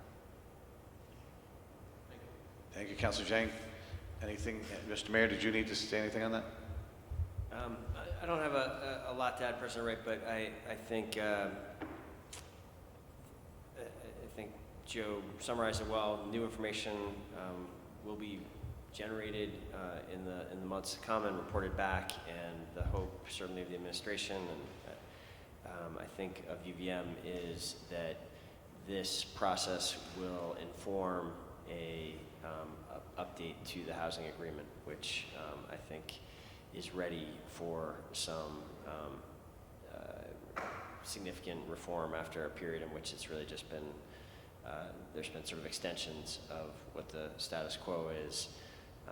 It's certainly my hope that we can find some areas of mutual interest to work towards together that will generate additional homes, which will serve UVM student body better and will address our overall acute housing shortage. Thank you, Mr. Mayor. Councilor Busher for a brief remark. No, I just wanted to ask a really quick question since you're both Or a brief here. question. Do you still offer married student housing? And if so, is it still at the Ethan Allen? No, the housing at Fort Ethan Allen was sold a few years ago to, there were two portions of that housing. One portion of that was sold to Champlain Housing Trust, and the other was sold to Redstone. And so Redstone has been partners with us with our Redstone Lofts and Redstone Apartments housing. So there were some protections in place for students that were already there, and they certainly understand the needs of our students. We don't have any formal married student housing. I would say married students and graduate students do have the option of living in Redstone Apartments or Redstone Lofts, and Centennial Court can also be an option as well. Yeah. So the point of that housing was really for married students with families, yeah, with children, et cetera. But I just didn't know if that still existed. I didn't think it did. Thank you. Thank you, Councilor Busher. Any further discussion? Hearing none. All those in favor of the resolution, please say aye. Aye. Any opposed? Councilor Freeman, you're saying you're voting no? Okay, so it passes by a vote of 11 to 1. Thank you. Now we are moving back to item 5.15, resolution updating and improving city policies related to food trucks. Who is Councilor Roof? I move that we waive the reading and adopt the resolution. Happy to speak to it if there's any questions, but I think that the... Seconded by Councilor you're seconding, Councilor Bush? Seconded by Councilor Busher. Councilor Roof, you have the floor back. Happy to answer any questions. If there are some, let's do that instead. Well, could you give us a brief description of what this is so the public knows? Long and short of this one is that the resolution will establish a committee to look at how we manage and regulate food trucks within our city limits. We'll look at it from a position of creating a level playing field for folks who operate food trucks as well as food carts on and off Church Street within the Central Peddling District and outside of the Central Peddling District. Also with a focus on safety. Right now we do not have, for example, fire safety regulations as part of our food truck ordinance, and so they'll be looking at that as well. So we are forming a committee, many of which will be appointed by the License Committee. Okay, Councilor Busher. I asked to remove it because, first of all, I thought it was significant that we are going to actually do a very extensive look at where we currently have food trucks and vendor carts, and I thought, it's long overdue. And I went to the License Committee's work session, and it was incredible. What a great committee, and had a lot of good feedback. So the reason I thought it was important for the public to know, but I also had a question for the President Wright, if I could ask you. It's line 76, which says that that community members interested in serving shall inform the License Committee no later than July 2nd. I wasn't quite sure if that would give people enough time. So I wondered if the License Committee would consider extending that deadline just a little bit, so that more people potentially, sometimes people are gone around the 4th of July and starting now, so I just wanted to make sure we captured those who really were interested. Councilor Roof, could you speak to the deadline? Yeah, it was not scientifically determined to be July 2nd, so I'm happy to shift that back later if other committee members are okay with that bump. Is there a date in mind, Councilor Busher? Would extending it 1 week do the job? Okay, so I'll make an amendment to the resolution, striking July 2nd on line 76 and changing it to July 9th. Councilor Roof is amending it to July 9th, second by Councilor Tracy. Any discussion on that? All those in favor of the amendment, please say aye. This extends the date by 1 week.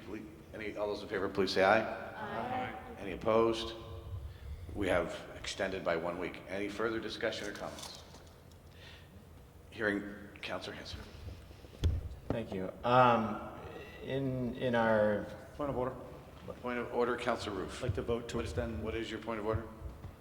We are at the witching hour. I'd like to vote to extend our meeting time and just to finish this item.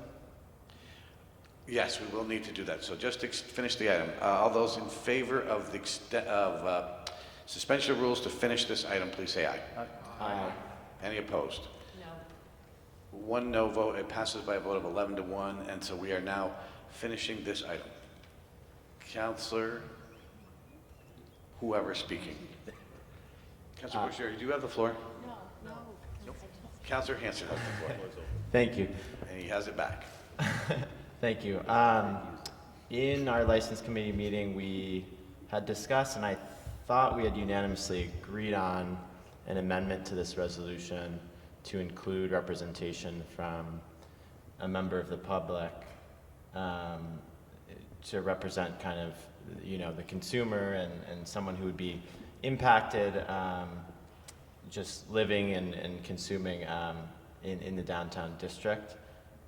So I'd be curious to hear where that went, and if necessary, I'll definitely add that in again, but I don't know if Councilor Roof would want to speak to what happened there. I thought we had unanimous agreement on that. We did. Councilor Roof? Yep, thank you. We did, and believe that I must have sent, we went through it, we wrote the line out. I must have sent the wrong piece, so I will own that. And I believe that the agreement was to, so I'm going to make an amendment here and clean this up, to add one member of the general public to be selected by a vote of the License Committee. We can insert that after line 60 in the last of the bullets making up the committee. What line was that again? It is line 61.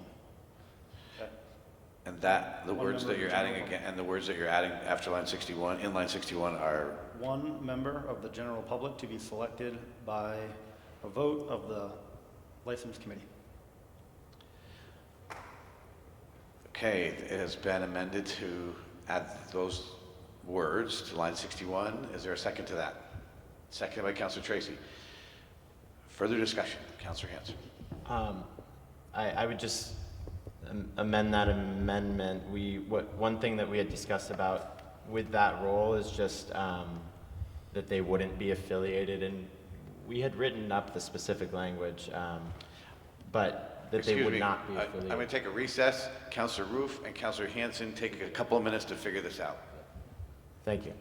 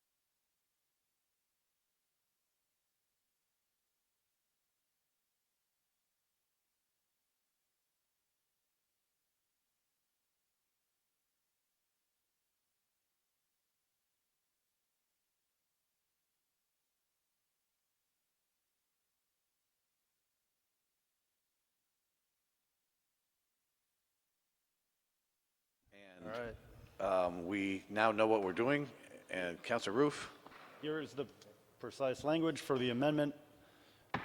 Appoint one member who is a Burlington resident who does not own or work in a business in the central business district to be selected by a vote of the license committee.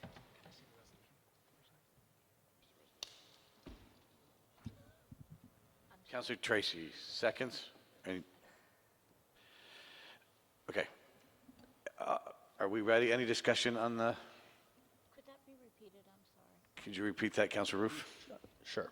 That one member who is a Burlington resident who does not own or work in a business in the central business district to be selected by a vote of the license committee. Thank you.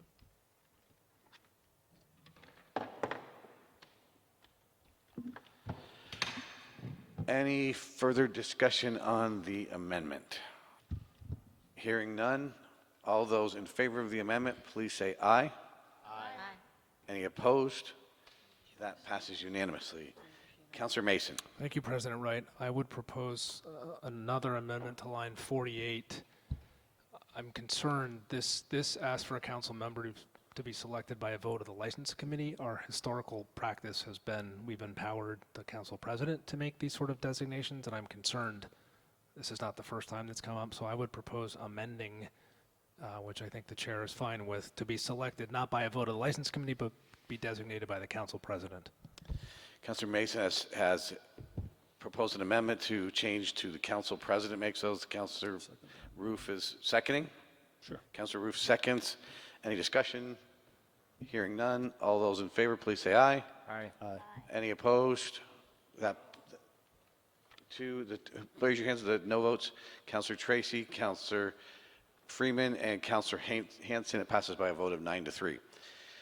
Are we ready to vote? Mr. Mayor. Thank you, President Wright. I'm just noticing there's no member of the administration on this committee, and given the administration, I think it's going to be expected to kind of implement these new licensing procedures. I think it'd be Well, we good might as well practice. change it again. I mean, what the heck? I'm sure the clerk's office must just about be ready to pull their hair out now, but Councilor Roof? It's in here saying to work in partnership. Yeah, let's add another member here. One member as appointed by the mayor. How about that? Would that suffice? Yes. Where does that get added, just so we're clear? Let's put it at line 61 at the end of the bullets of the growing membership of this committee. Line 61, a member to be added from the administration. How many members do you have now? Is that correct? Yep. Seconded by Councilor Mason. Any discussion? Hearing none, all those in favor, please say aye. Aye. Any opposed? Opposed by Councilor Freeman and Councilor Tracy and Councilor Hanson. Again, passes by a vote of 9-3. And does the clerk's office have any idea what we're doing at this point? Shannon, not. Councilor Shannon is gone. So it's actually a vote of 8-3. You're correct, it's a vote. Council, please. Passes by a vote of 8-3. Are we ready to vote? All those in favor of the amended, and amended again resolution, please say aye. Aye. Aye. Any opposed? It passes unanimously, I think. Motion to adjourn. So moved. Moved by Councilor Roof, seconded by Councilor Tracy. All those in favor, please say aye. Aye. Any opposed? We are adjourned.